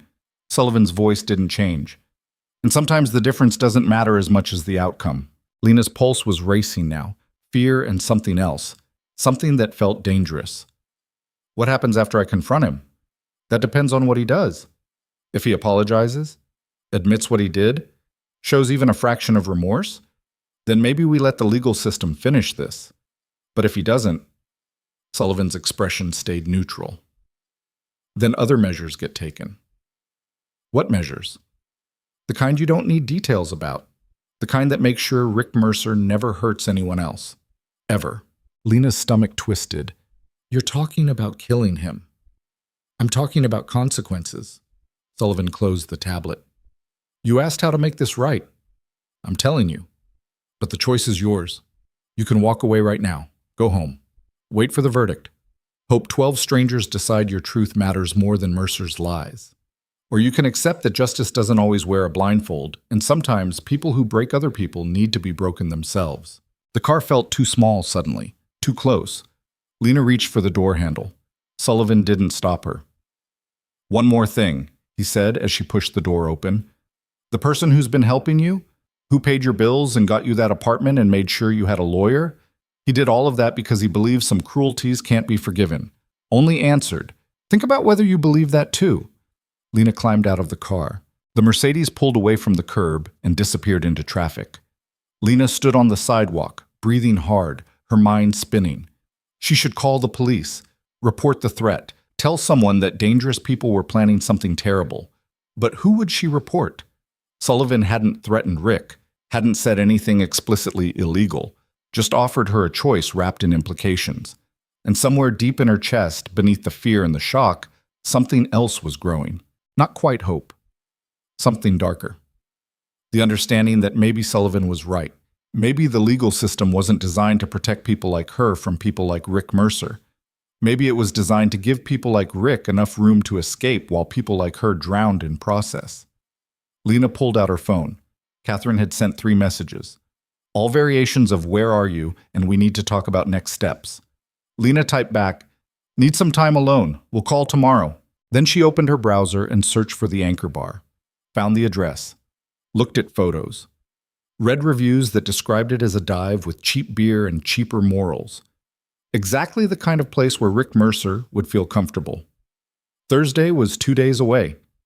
Lena had 48 hours to decide if she was the kind of person who walked into bars and confronted the men who tried to kill her, Or if she was the kind of person who went home and waited for systems to fail her the way they'd been failing her all along. Mom. Sullivan found Cassian in his office, staring out at the city with the same expression he'd been wearing for weeks. I offered her the option, Sullivan reported. And? She didn't say no, which means she's thinking about it. Cassian said nothing for a long moment. Then, if she agrees to confront him, make sure she's protected. Mercer gets his chance to do the right thing. If he takes it, we back off. And if he doesn't, then we remind him why mercy is something you take when it's offered. Sullivan studied his boss. You're getting involved personally. That's not like you. This entire situation isn't like me. Cassian turned from the window. I should have let the system handle it from the beginning. Should have called 911 and walked away. Should have trusted that justice would happen without my interference. But you didn't trust that. No. Because I've seen how the system works. It protects people with money and connections and good lawyers. It crushes people who have none of those things. And Lena Vale had none of those things. She has them now. Because of you. Which makes this my responsibility. Cassian's jaw tightened. I pulled her out of that freezer. I made sure she survived. I gave her options. And if those options lead her into danger because I underestimated how thoroughly Rick Mercer would fight back, then I need to make sure she doesn't face that alone. Sullivan nodded slowly. You care about the outcome. I care about consequences. Cassian corrected automatically, but even he heard how thin that sounded. The truth was more complicated. He'd carried dozens of people out of bad situations over the years, had saved lives and ended threats and made sure cruelty got answered with something cold and permanent. But none of them had stayed with him the way Lena Vale's did. Maybe it was the way she'd tried to stay awake when he told her to. Even dying, even frozen, she'd obeyed because obedience was carved into her survival instincts. Maybe it was the way she'd looked at Rick Mercer in that courtroom, not with hate, but with something worse, disappointed recognition, like she'd expected this outcome all along because the world had been teaching her for 26 years that fighting back was pointless. Maybe it was just that he'd held her while she was dying, and now he couldn't let go of the certainty that she deserved better than what the world had given her. If she confronts Mercer and it goes wrong, Cassian said quietly, I want you there. I want her protected. I want her to walk away from that bar safe no matter what happens. And Mercer? Cassian's smile was cold. Mercer gets what he's earned. Thursday came faster than Lena expected. She spent Wednesday night lying awake, staring at her ceiling, trying to decide if she was brave or stupid or just desperate enough to believe that confronting Rick Mercer would change anything. By sunrise, she still didn't have an answer, but she got dressed anyway, put on jeans and a jacket and shoes that were comfortable enough to run in if things went wrong. Then she sat in her apartment until 8 at night, her phone in her hand, her thumb hovering over Sullivan's number. She could still back out, stay home, pretend this was someone else's problem. Except it wasn't someone else's problem. It was hers. Rick Mercer had locked her in a freezer and walked away, had smiled through testimony about how she'd probably trapped herself through her own panic, had filed a lawsuit designed to crush her under legal debt just for trying to tell the truth. And tomorrow or next week or next month, a jury was going to decide whether his lies sounded more reasonable than her reality. Lena called Sullivan. He answered on the first ring. I was wondering if you'd call. I want to do it. I want to confront him. Are you sure? No, but I'm doing it anyway. Sullivan gave her the address. Told her to arrive at 11. Told her someone would be watching to make sure things didn't go sideways. And if they do go sideways, Lena asked, then you leave, immediately, and we handle the rest. What does handle mean? It means you don't need to worry about it. The line went dead. Lena sat in the silence of her apartment and tried to remember what version of herself had walked into Black Ridge Grill 8 months ago. That girl had been small, apologetic, convinced that survival meant making herself invisible. That girl had died in a freezer. Whatever climbed out was something different, something harder, something that understood invisibility hadn't protected her, and maybe nothing would, but at least she could face the thing that almost killed her without flinching. At 10:30, Lena left her apartment. The anchor was exactly what the reviews promised. Dim lighting, sticky floors, the smell of spilled beer, and regret. Music played too loud from a jukebox that looked older than Lena. A dozen people scattered across tables and bar stools, all of them looking like they'd rather be anywhere else but had nowhere else to go. Lena spotted Rick immediately. He sat at the bar, 3 empty glasses in front of him, talking to the bartender with the kind of easy confidence that came from never doubting you belonged wherever you happened to be. He looked smaller than he had in her memory, less monstrous. Just a man in his late 30s with thinning hair and a cheap suit who'd decided cruelty was cheaper than kindness. Lena's legs felt like they belonged to someone else as she crossed the bar. Rick didn't notice her until she was standing right beside him. Then he looked up, blinked. Recognition hit his expression like a punch. "What are you doing here?" His voice was already slurred, defensive. "I want to talk." "We got nothing to talk about. My lawyer said I'm not supposed to." "I don't care what your lawyer said." Lena's voice came out steadier than she expected. "I want to hear you say it, just once, without cameras or juries or people telling you what words will keep you out of prison. I want to hear you admit what you did." Rick's jaw tightened. "I didn't do anything. You locked me in a freezer. That was an accident. You walked away while I was screaming. I didn't hear you. You smiled about it the next day." Rick stared at her. Then something shifted in his expression. Not guilt, not remorse. Something uglier. "You know what your problem is," he said, his words bleeding together. "You're weak. You were weak at the restaurant. You're weak now. And weak people don't survive in places like Blackridge." "I survived you. Barely." Rick leaned closer. His breath smelled like whiskey and bile. "And you want to know the truth? I don't feel bad about what happened. You should have quit if you couldn't handle the heat. You should have been smarter, tougher. You should have been anything except what you were. A scared little girl who thought apologizing would save her."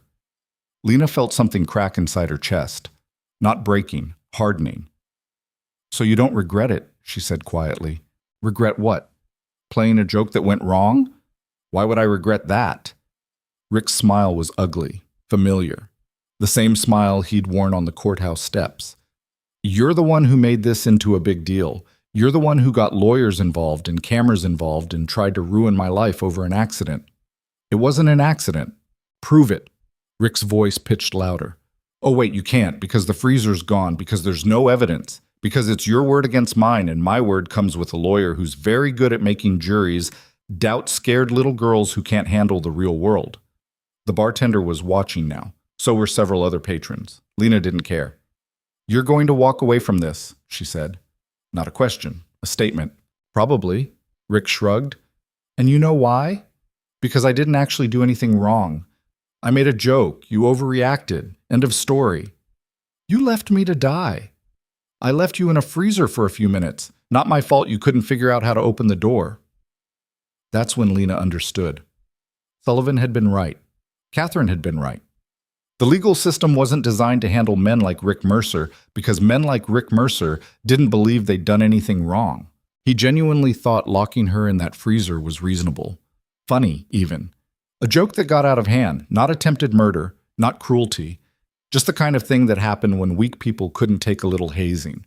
And no amount of testimony or evidence or tears was going to change that. Because Rick Mercer didn't see her as a person.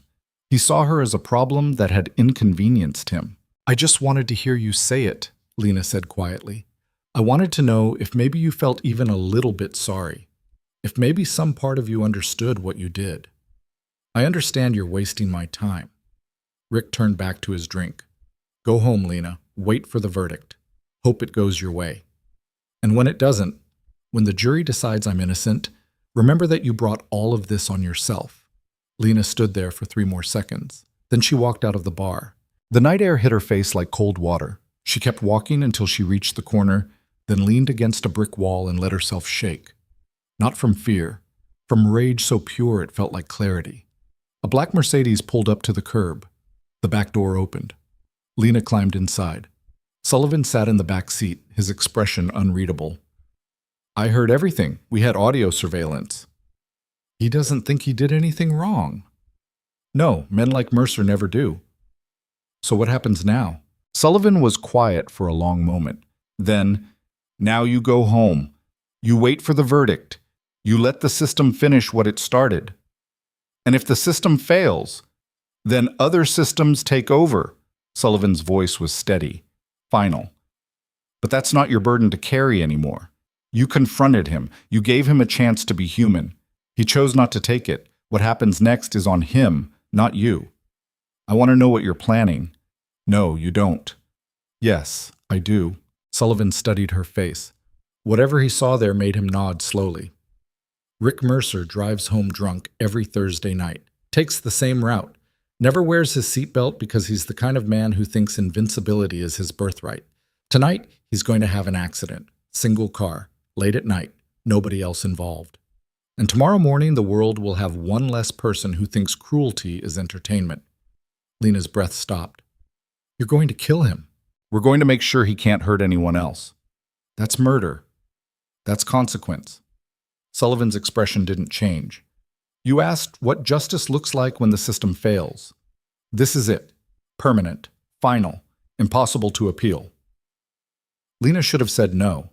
Should have told Sullivan to stop. Should have gotten out of the car and called the police and made sure Rick Mercer got to live long enough to face a verdict, even if that verdict was wrong. Should have. But Rick's voice was still echoing in her head. Weak people don't survive in places like Blackridge. Not my fault you couldn't figure out how to open the door. You brought all of this on yourself. She'd given him a chance to be sorry, to admit what he'd done, to show even the smallest fragment of humanity, and he'd chosen to smile instead. Do it, Lena heard herself say.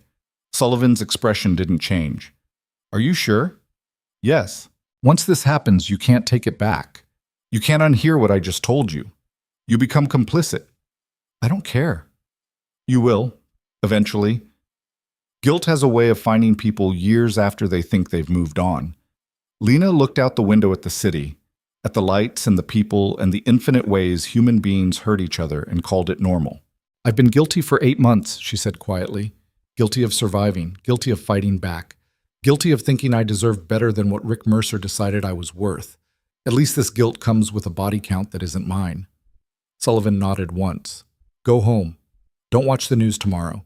Don't answer questions if anyone asks. You were home all night. You don't know anything about what happened to Rick Mercer except what you read in headlines.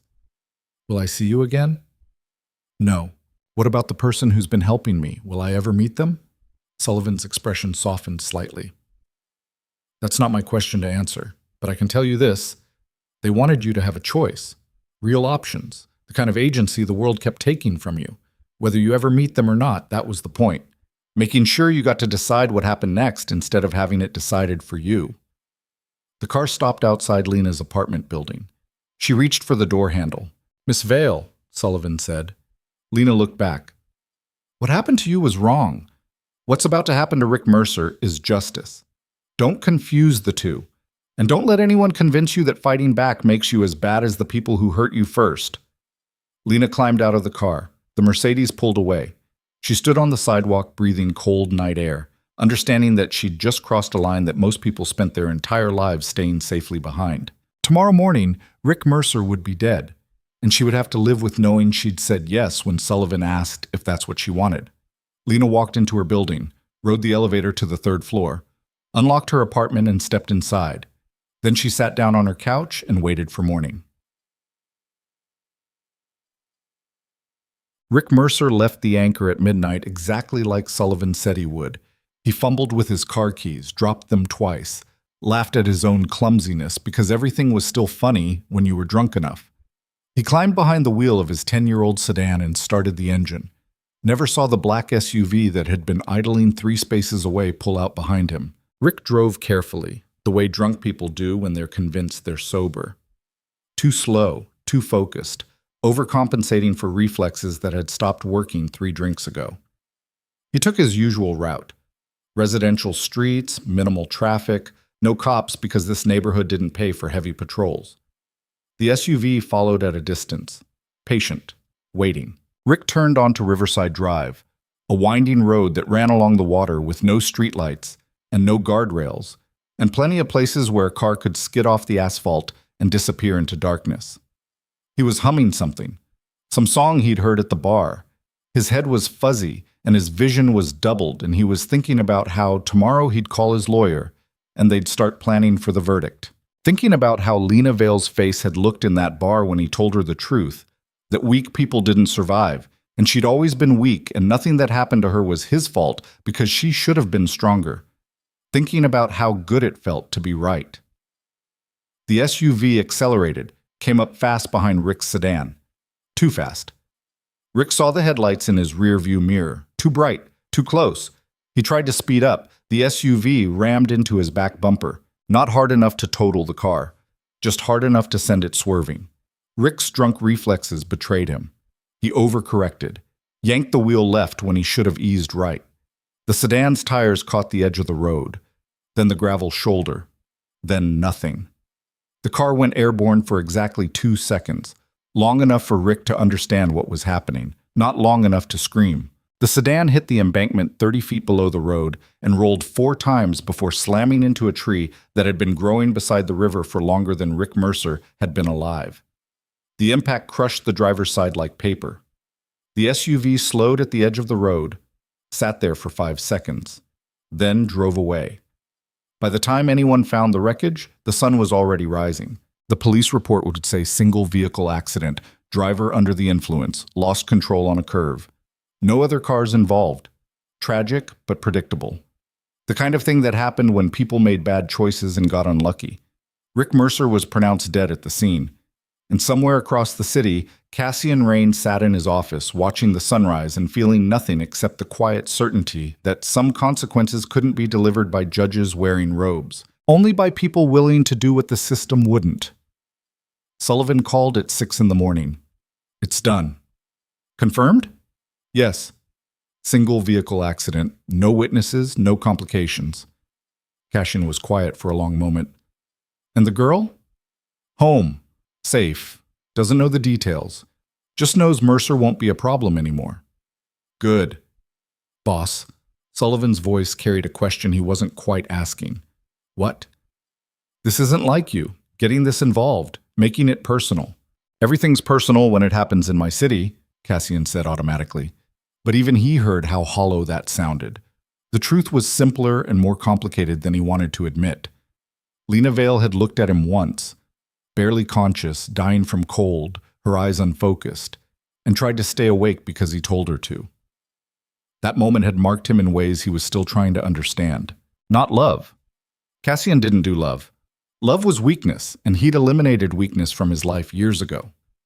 But responsibility, protection, the understanding that some people deserved to be saved even when the world disagreed, that he understood perfectly. Make sure she's okay, Cassian said. Watch her from a distance. If she needs anything, therapy, money, help leaving the city, make sure she gets it. Without her knowing it's from you. Especially without her knowing. Because meeting her would create expectations, relationships, obligations that required maintenance.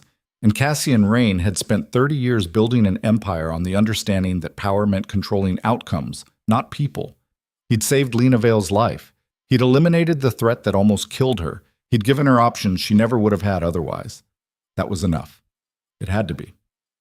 Sullivan ended the call. Cassian stood at his window, watching his city wake up, and tried to ignore the part of him that wondered what Lena Vale was doing right now. Whether she was relieved or horrified or somewhere in between. Whether she understood that justice had been served even if it came from hands that would never face judgment. Whether she'd ever know that the voice telling her to stay awake in that freezer belonged to someone who'd spent the last 8 months making sure she survived long enough to become someone stronger than the girl who'd walked into Blackridge Grill believing apologizing would keep her safe. The sun climbed higher, the city continued, and Cassian Rain turned away from the window and went back to work. Because consequences didn't end with one death. They echoed forward into everything that came after. And somewhere in that echo was a woman who'd been given a second chance at living. Whether she took it or not was beyond his control. But at least now she had the choice, and sometimes that was the only justice anyone could offer. What? Lena woke up to 17 missed calls and 43 text messages. She knew what they were about before reading a single one. The news broke at 7 a.m. Local man dies in late-night crash. Rick Mercer. Single vehicle accident. Driving under the influence. No other cars involved. Catherine called at 7:15. Lena answered. Did you see? Catherine's voice was shaking. Rick Mercer, he's dead. I saw. The trial's over. The charges are dismissed. Everything's done. I know. Catherine was quiet for a moment. You don't sound surprised. I'm not. Lena, do you know something about what happened? No. The lie came easily, naturally. I was home all night. I don't know anything except what I read in the news. Okay. Catherine didn't sound convinced. Okay. Well, I guess it's over then. Everything you went through, it's finished now. Yeah, Lena said quietly. It's finished. They talked for a few more minutes. Logistics. Final paperwork. Catherine would close out the case, send final bills. Everything would be wrapped up within a week. Lena hung up, sat in her quiet apartment, and tried to figure out if she felt guilty. She should. Sullivan had warned her she would, had told her guilt would find her years later when she least expected it. But right now, in this moment, all Lena felt was empty. Not satisfied, not vindicated, not victorious. Just empty. Rick Mercer was dead. And she'd said yes when Sullivan asked if that's what she wanted. That made her complicit in murder, made her the kind of person who chose revenge over redemption, made her someone she didn't entirely recognize. But it also meant Rick Mercer would never lock another person in a freezer, would never smile while explaining why cruelty was just a joke, would never walk away from consequences because the system had decided his comfort mattered more than someone else's survival. Lena stood up, walked to her window, looked out at the city. It looked the same as it had yesterday. Same buildings, same streets, same people moving through their lives without knowing that last night someone had died because he'd chosen cruelty and someone else had decided cruelty deserved an answer. Her phone buzzed. Text from the unknown number. You're free now. What you do with that freedom is up to you. Lena stared at the message, then typed, Who are you really? The response came immediately.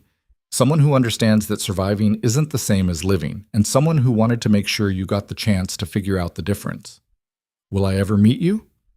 Probably not. Why? Because meeting me would make you feel obligated. An obligation isn't freedom. Lena's hands were shaking now, not from fear, from something she couldn't name. Thank you, she typed.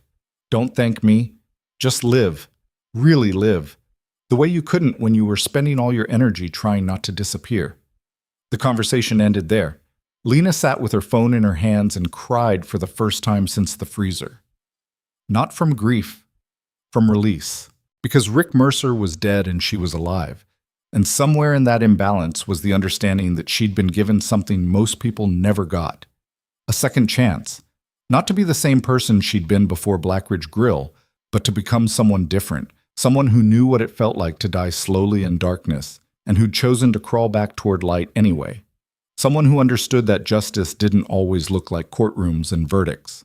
Sometimes it looked like consequences delivered by people who operated outside the system because the system had failed too many times to be trusted.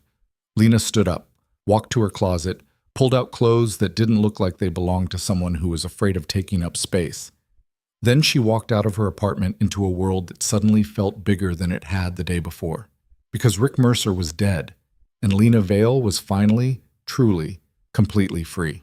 The days after Rick Mercer's death moved like footage played at the wrong speed, too fast in some moments, impossibly slow in others. Lena went through the motions of living, woke up, made coffee, stared at walls that were supposed to represent safety, but mostly just reminded her how quiet the world became when you stopped being afraid of one specific thing and started being afraid of what you'd become instead. The news cycle chewed through Rick's death in 72 hours. Single vehicle accident, drunk driving, tragic but predictable. The kind of story that made people shake their heads and say, "What a waste," before moving on to the next headline. Nobody questioned it. Nobody investigated deeper. The universe had accepted Rick Mercer's death as the natural consequence of bad choices and worse luck, and Lena was the only person alive who knew the truth was more complicated. She should have felt relief, should have felt vindicated, should have felt something other than this hollow exhaustion that made every breath feel like work she wasn't sure she wanted to do anymore. Instead, she felt like she was waiting for guilt to arrive, for consequences to catch up, For the part where the universe noticed she'd crossed a line most people never even saw and decided to punish her for it. But punishment didn't come. Only silence. And in that silence, Lena started understanding something she'd never had the space to learn before.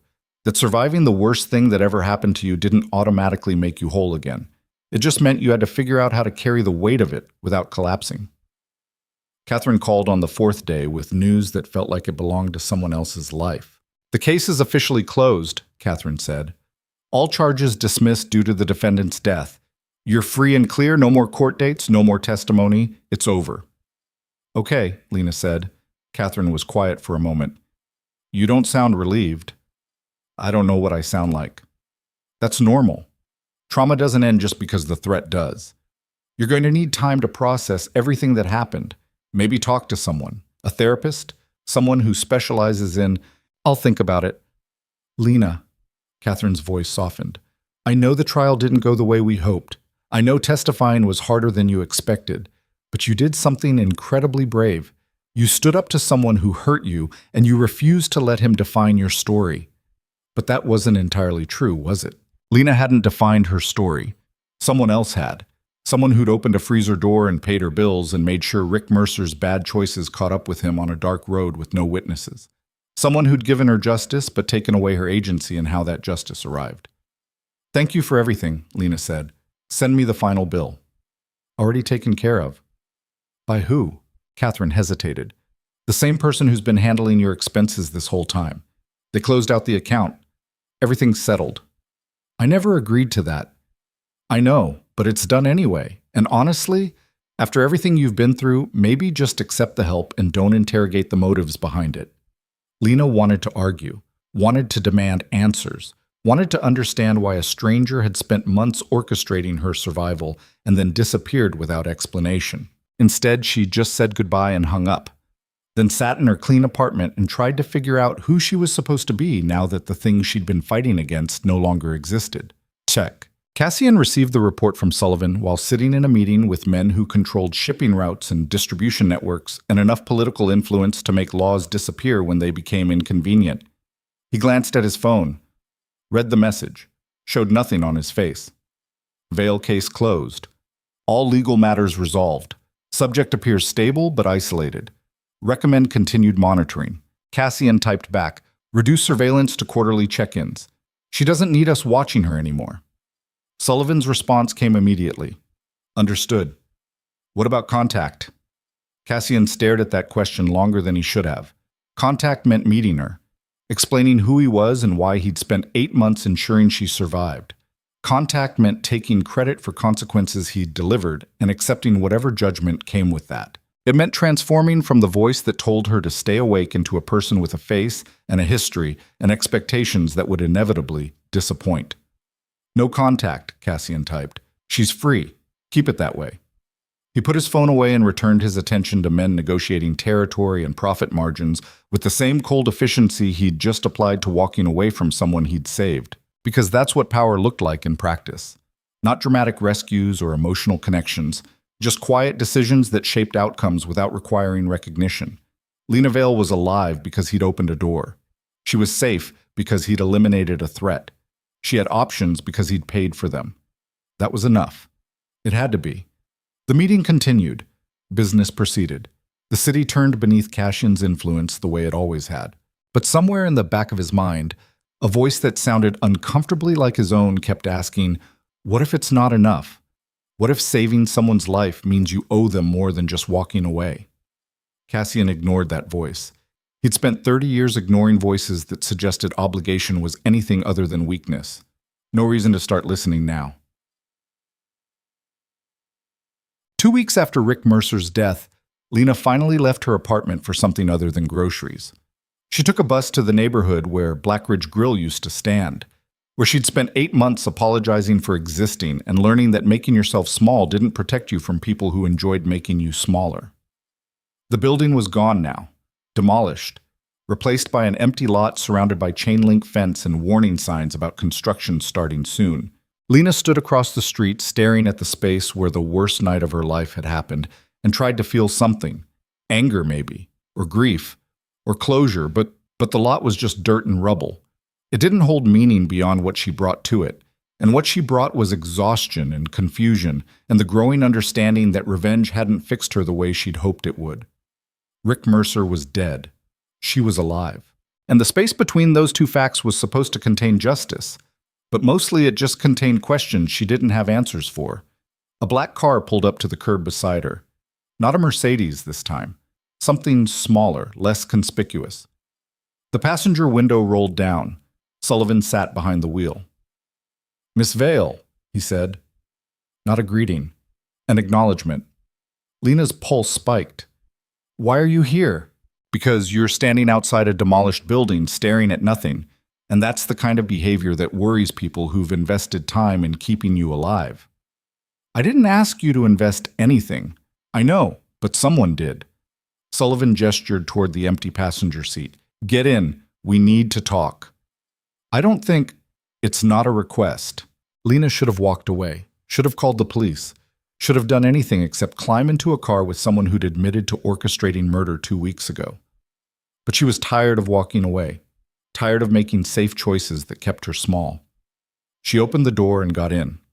Sullivan pulled away from the curb without urgency, like this was routine, like kidnapping people in broad daylight was just another Thursday afternoon. "Where are we going?" Lena asked. "Nowhere specific. I just need to tell you some things, and you need to hear them somewhere that isn't your apartment where you've been slowly suffocating under the weight of choices you can't take back." "I didn't ask for your analysis." "No? But you got it anyway." Sullivan took a left turn onto a street Lena didn't recognize. "You're drowning, Miss Vale.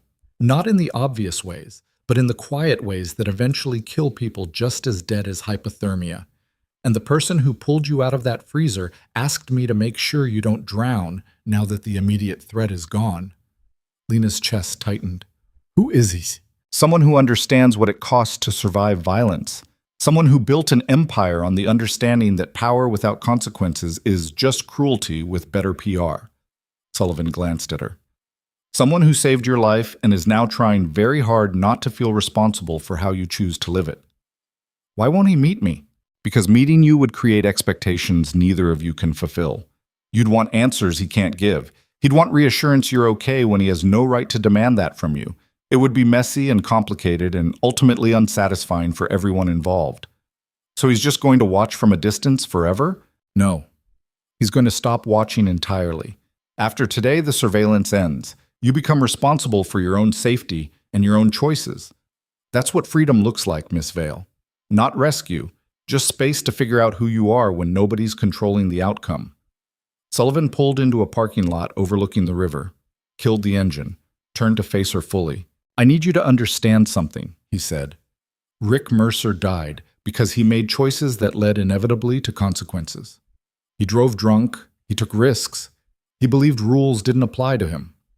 What happened on that road was the natural conclusion of a life spent assuming cruelty wouldn't catch up." "That's a lie," Lena said quietly.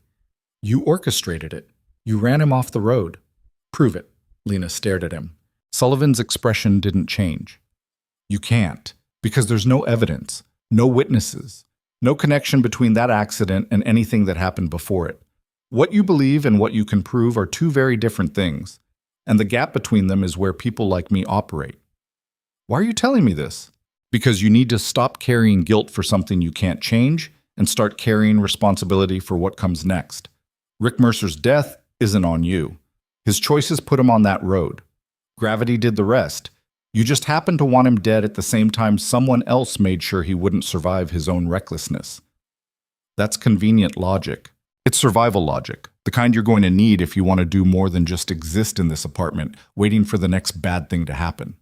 Sullivan reached into his jacket and pulled out an envelope, set it on the dashboard between them. "What's that?" Lena asked. "Information about the person who's been helping you. Not his name, not his address.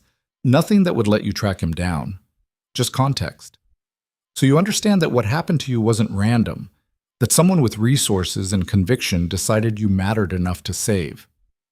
Why would he do that? You'd have to ask him, but since you won't get that chance, I'll give you my interpretation." Sullivan's voice was steady, certain.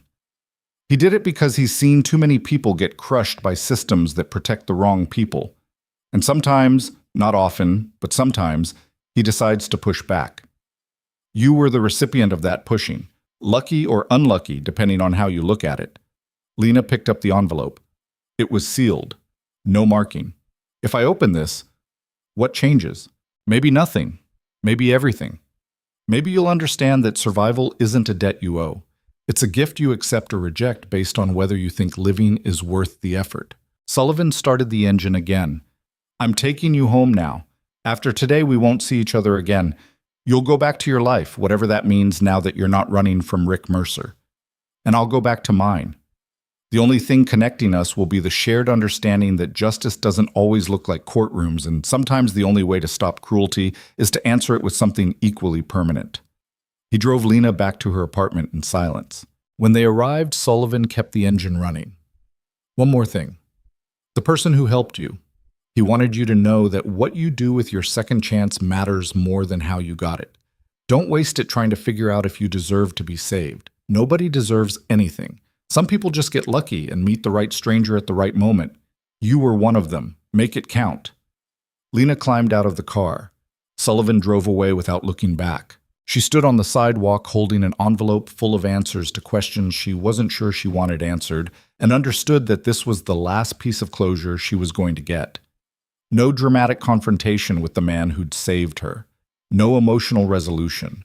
No neat ending where everyone's motives got explained and forgiveness got distributed and trauma got wrapped up with a bow. Just this. An envelope.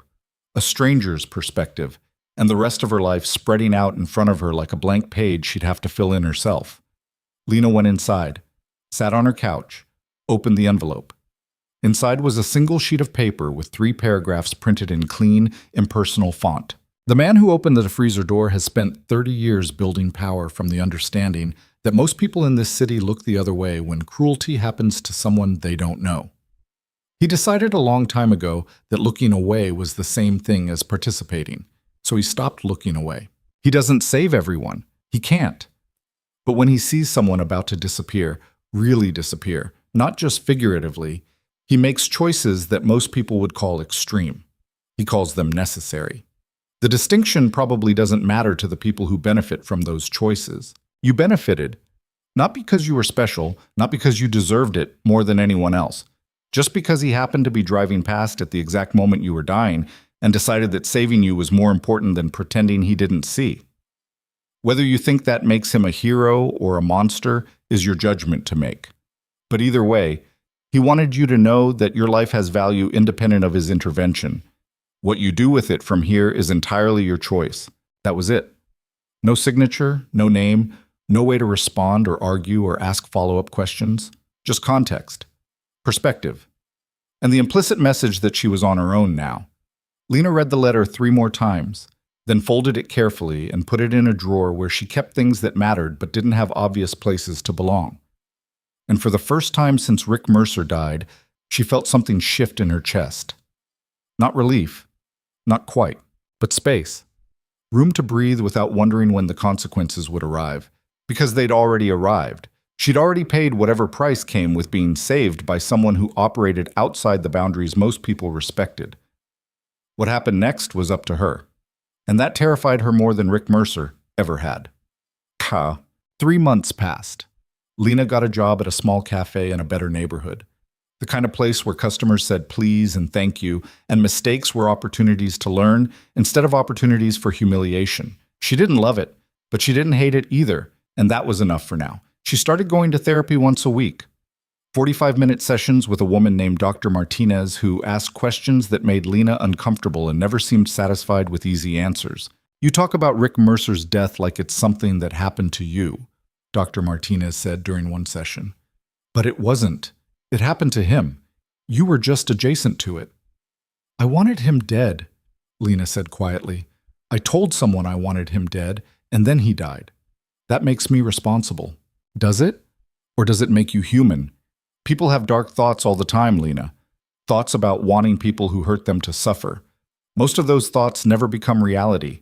Yours happened to coincide with someone else's decision to act. That's not the same as pulling the trigger yourself. It feels the same. I know, but feelings aren't facts. And the work you need to do here is separating what actually happened from what you're afraid happened. Lena wasn't sure she believed that distinction mattered, but she kept showing up to therapy anyway because showing up was easier than explaining why she'd stopped. She also started writing. Nothing publishable, just fragments. Thoughts.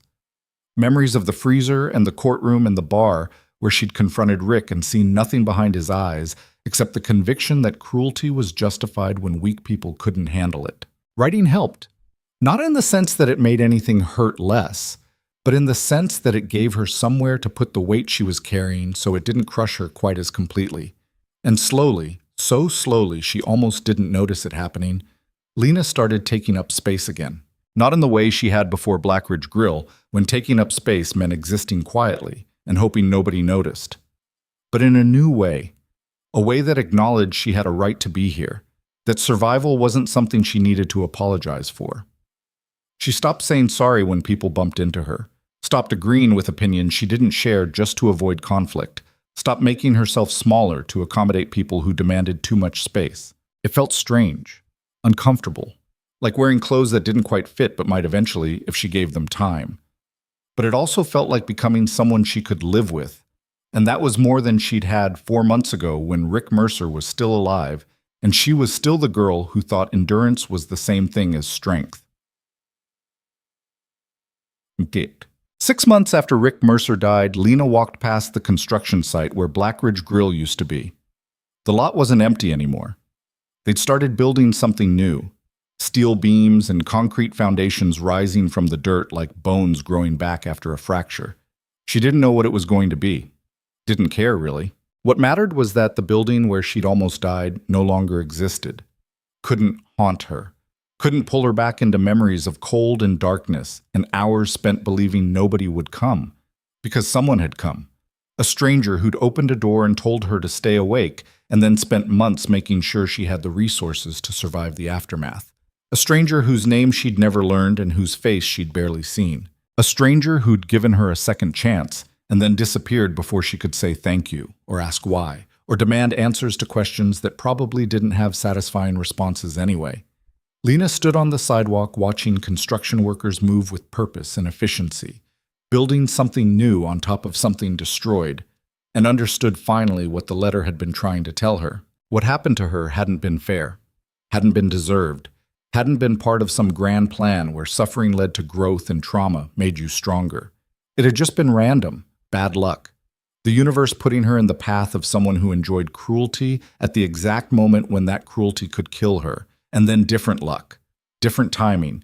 The universe putting her in the path of someone who decided saving her mattered more than minding his own business. Neither of those things defined her. They were just things that happened. Context, background. The stage where she had to figure out who she was going to be now that she'd survived events that should have destroyed her. Her phone buzzed. Text from an unknown number. The first one in 3 months. I saw you standing outside the construction site. You look different, stronger. I hope that's because you're healing and not just because you've gotten better at hiding the damage. Lena's breath caught. She looked around, scanned the street for black cars or men in expensive suits or any sign of who might be watching. Nothing. Just normal people doing normal things. She typed back, "You said you were going to stop watching." I lied. Old habits.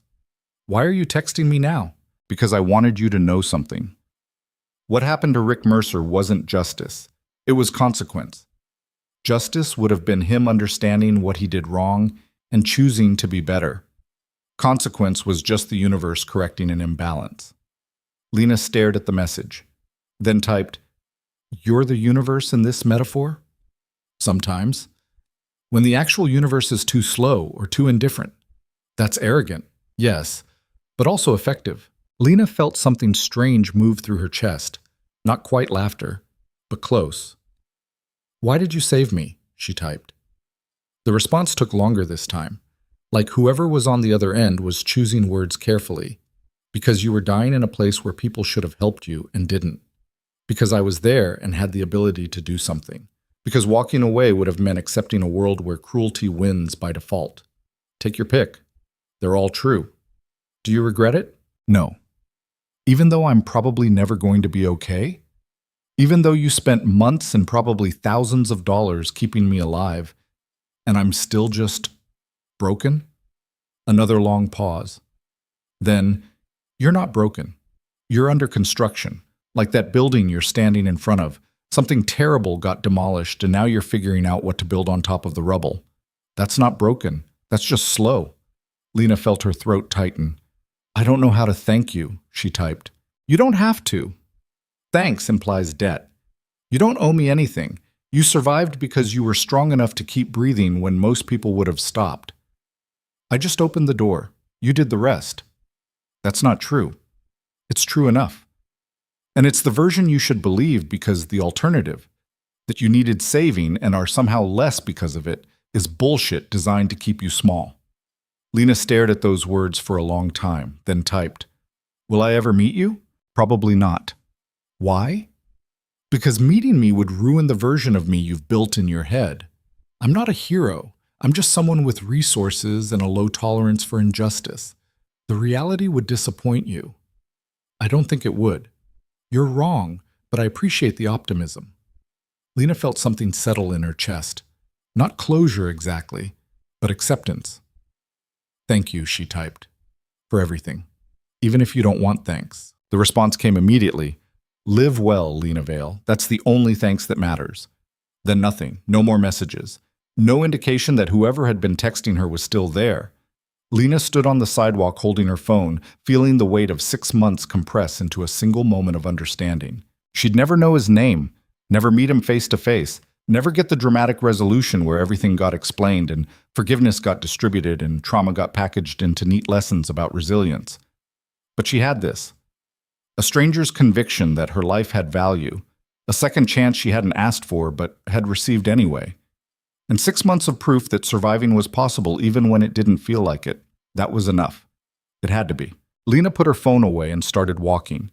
Not toward her apartment, not toward the cafe where she worked, just forward, one foot in front of the other. The way people did when they were figuring out how to live instead of just survive.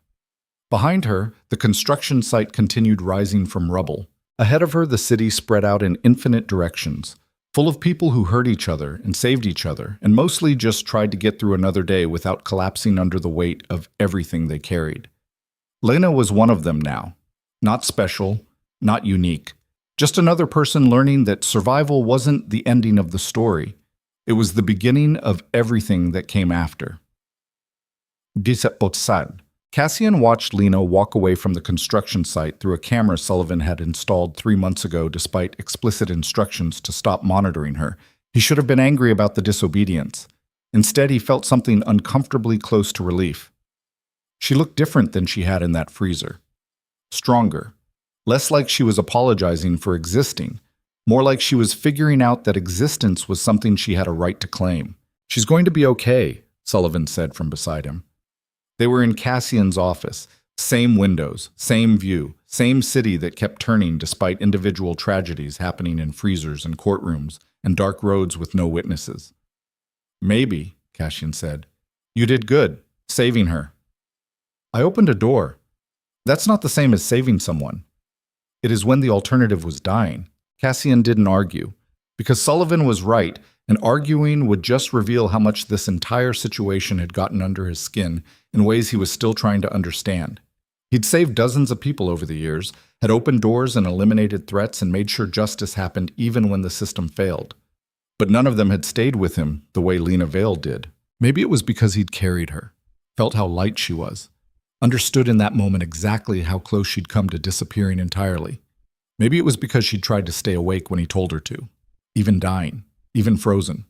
She'd obeyed because obedience was carved into her survival instincts, and that had broken something in him he didn't know could still break. Maybe it was just that he'd spent 30 years convincing himself that power meant controlling outcomes without feeling anything about them, and Lena Vale had proven that lie more effectively than anyone before her.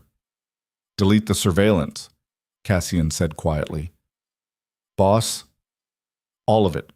Every camera, every file, every piece of evidence that we've been watching her. I want her completely free. No safety net, no monitoring, just life. The way it's supposed to be when nobody's pulling strings. Sullivan nodded slowly. And if something happens to her, if she needs help, then she figures it out the way everyone else does. By asking, by finding resources, by learning that surviving means more than just waiting for rescue. That's cold. That's freedom. Cassian turned from the window. I gave her a second chance. What she does with it isn't my responsibility anymore. But even as he said it, Cassian knew it was a lie. Some responsibilities couldn't be walked away from.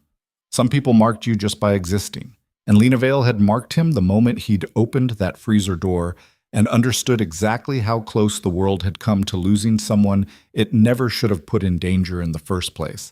He'd spend the rest of his life wondering if she was okay, hoping she was building something good on top of the rubble, knowing he'd never actually find out, because finding out would mean admitting he cared, and caring was the one weakness he couldn't afford. Delete everything, Cassian repeated, and then we move on. There are other people in this city who need doors opened, other cruelties that need answering. Lena Vale got her second chance. Now it's someone else's turn. Sullivan hesitated, then nodded. I'll handle it. He left. Cassian stood alone in his office, looking out at the city that stretched endlessly beneath him, and tried to ignore the part of him that wanted to drive past Lena's apartment one more time just to make sure she was really okay. He didn't. Because that would mean crossing a line he'd spent 3 decades staying carefully behind, the line between saving people and needing them to know they'd been saved. Instead, he went back to work, made calls, moved money, arranged consequences for people who thought cruelty was free. The city continued turning, business proceeded, power operated the way it always had, quietly, efficiently, without needing recognition or thanks. But somewhere in the machinery, a door had been opened, and the person who walked through it was learning how to live instead of just survive. That was enough. It had to be. Because some stories didn't end with dramatic reunions or perfect closure, or everyone understanding exactly what happened and why. Some stories just ended with people walking away from each other toward different futures, connected only by the shared knowledge that once upon a time, in the worst moment of someone's life, a stranger had decided that helping mattered more than walking away. And sometimes, that was the only justice anyone could offer. The kind that happened in freezers and courtrooms, and dark roads and quiet offices where men with power decided that some people deserved to be saved even when the world disagreed. The kind that didn't require thanks or recognition or happy endings. Just consequences. Delivered. Permanent.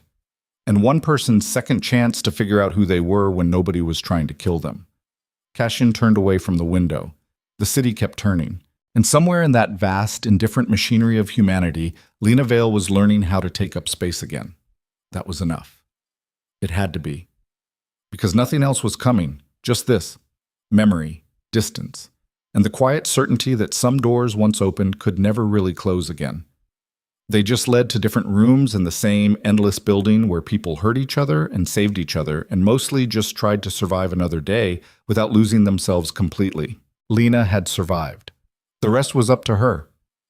And Cassian Rain, the man who'd opened the door when nobody else would, went back to being the kind of powerful stranger who shaped outcomes without needing credit. The way he'd always been. The way he'd always be. Until the next freezer, the next victim. The next moment when walking away meant accepting a world where cruelty won by default. And he'd spent too long refusing to accept that world to start now. So the work continued. The doors kept opening. And people like Lena Vale got their second chances, whether they deserved them or not. Because in the end, that's what power was really for. Not control, not domination, not building empires that would outlast the people who built them. Just this. Opening doors, creating options. Making sure that sometimes, not always, but sometimes, the right stranger showed up at the right moment and decided that one person's life mattered enough to save. Even if that person never knew the name of their savior, even if the story never had a perfect ending, even if all that remained was distance and memory and the understanding that once upon a time someone had cared enough to act when nobody else would. That was the story. Beginning, middle, and end. No more, no less. Just consequences delivered and one life saved and the rest left to unfold however it would. Because that's all anyone could really offer. A door, a choice, a second chance. And the hope, quiet, persistent, impossible to kill, that maybe this time it would be enough.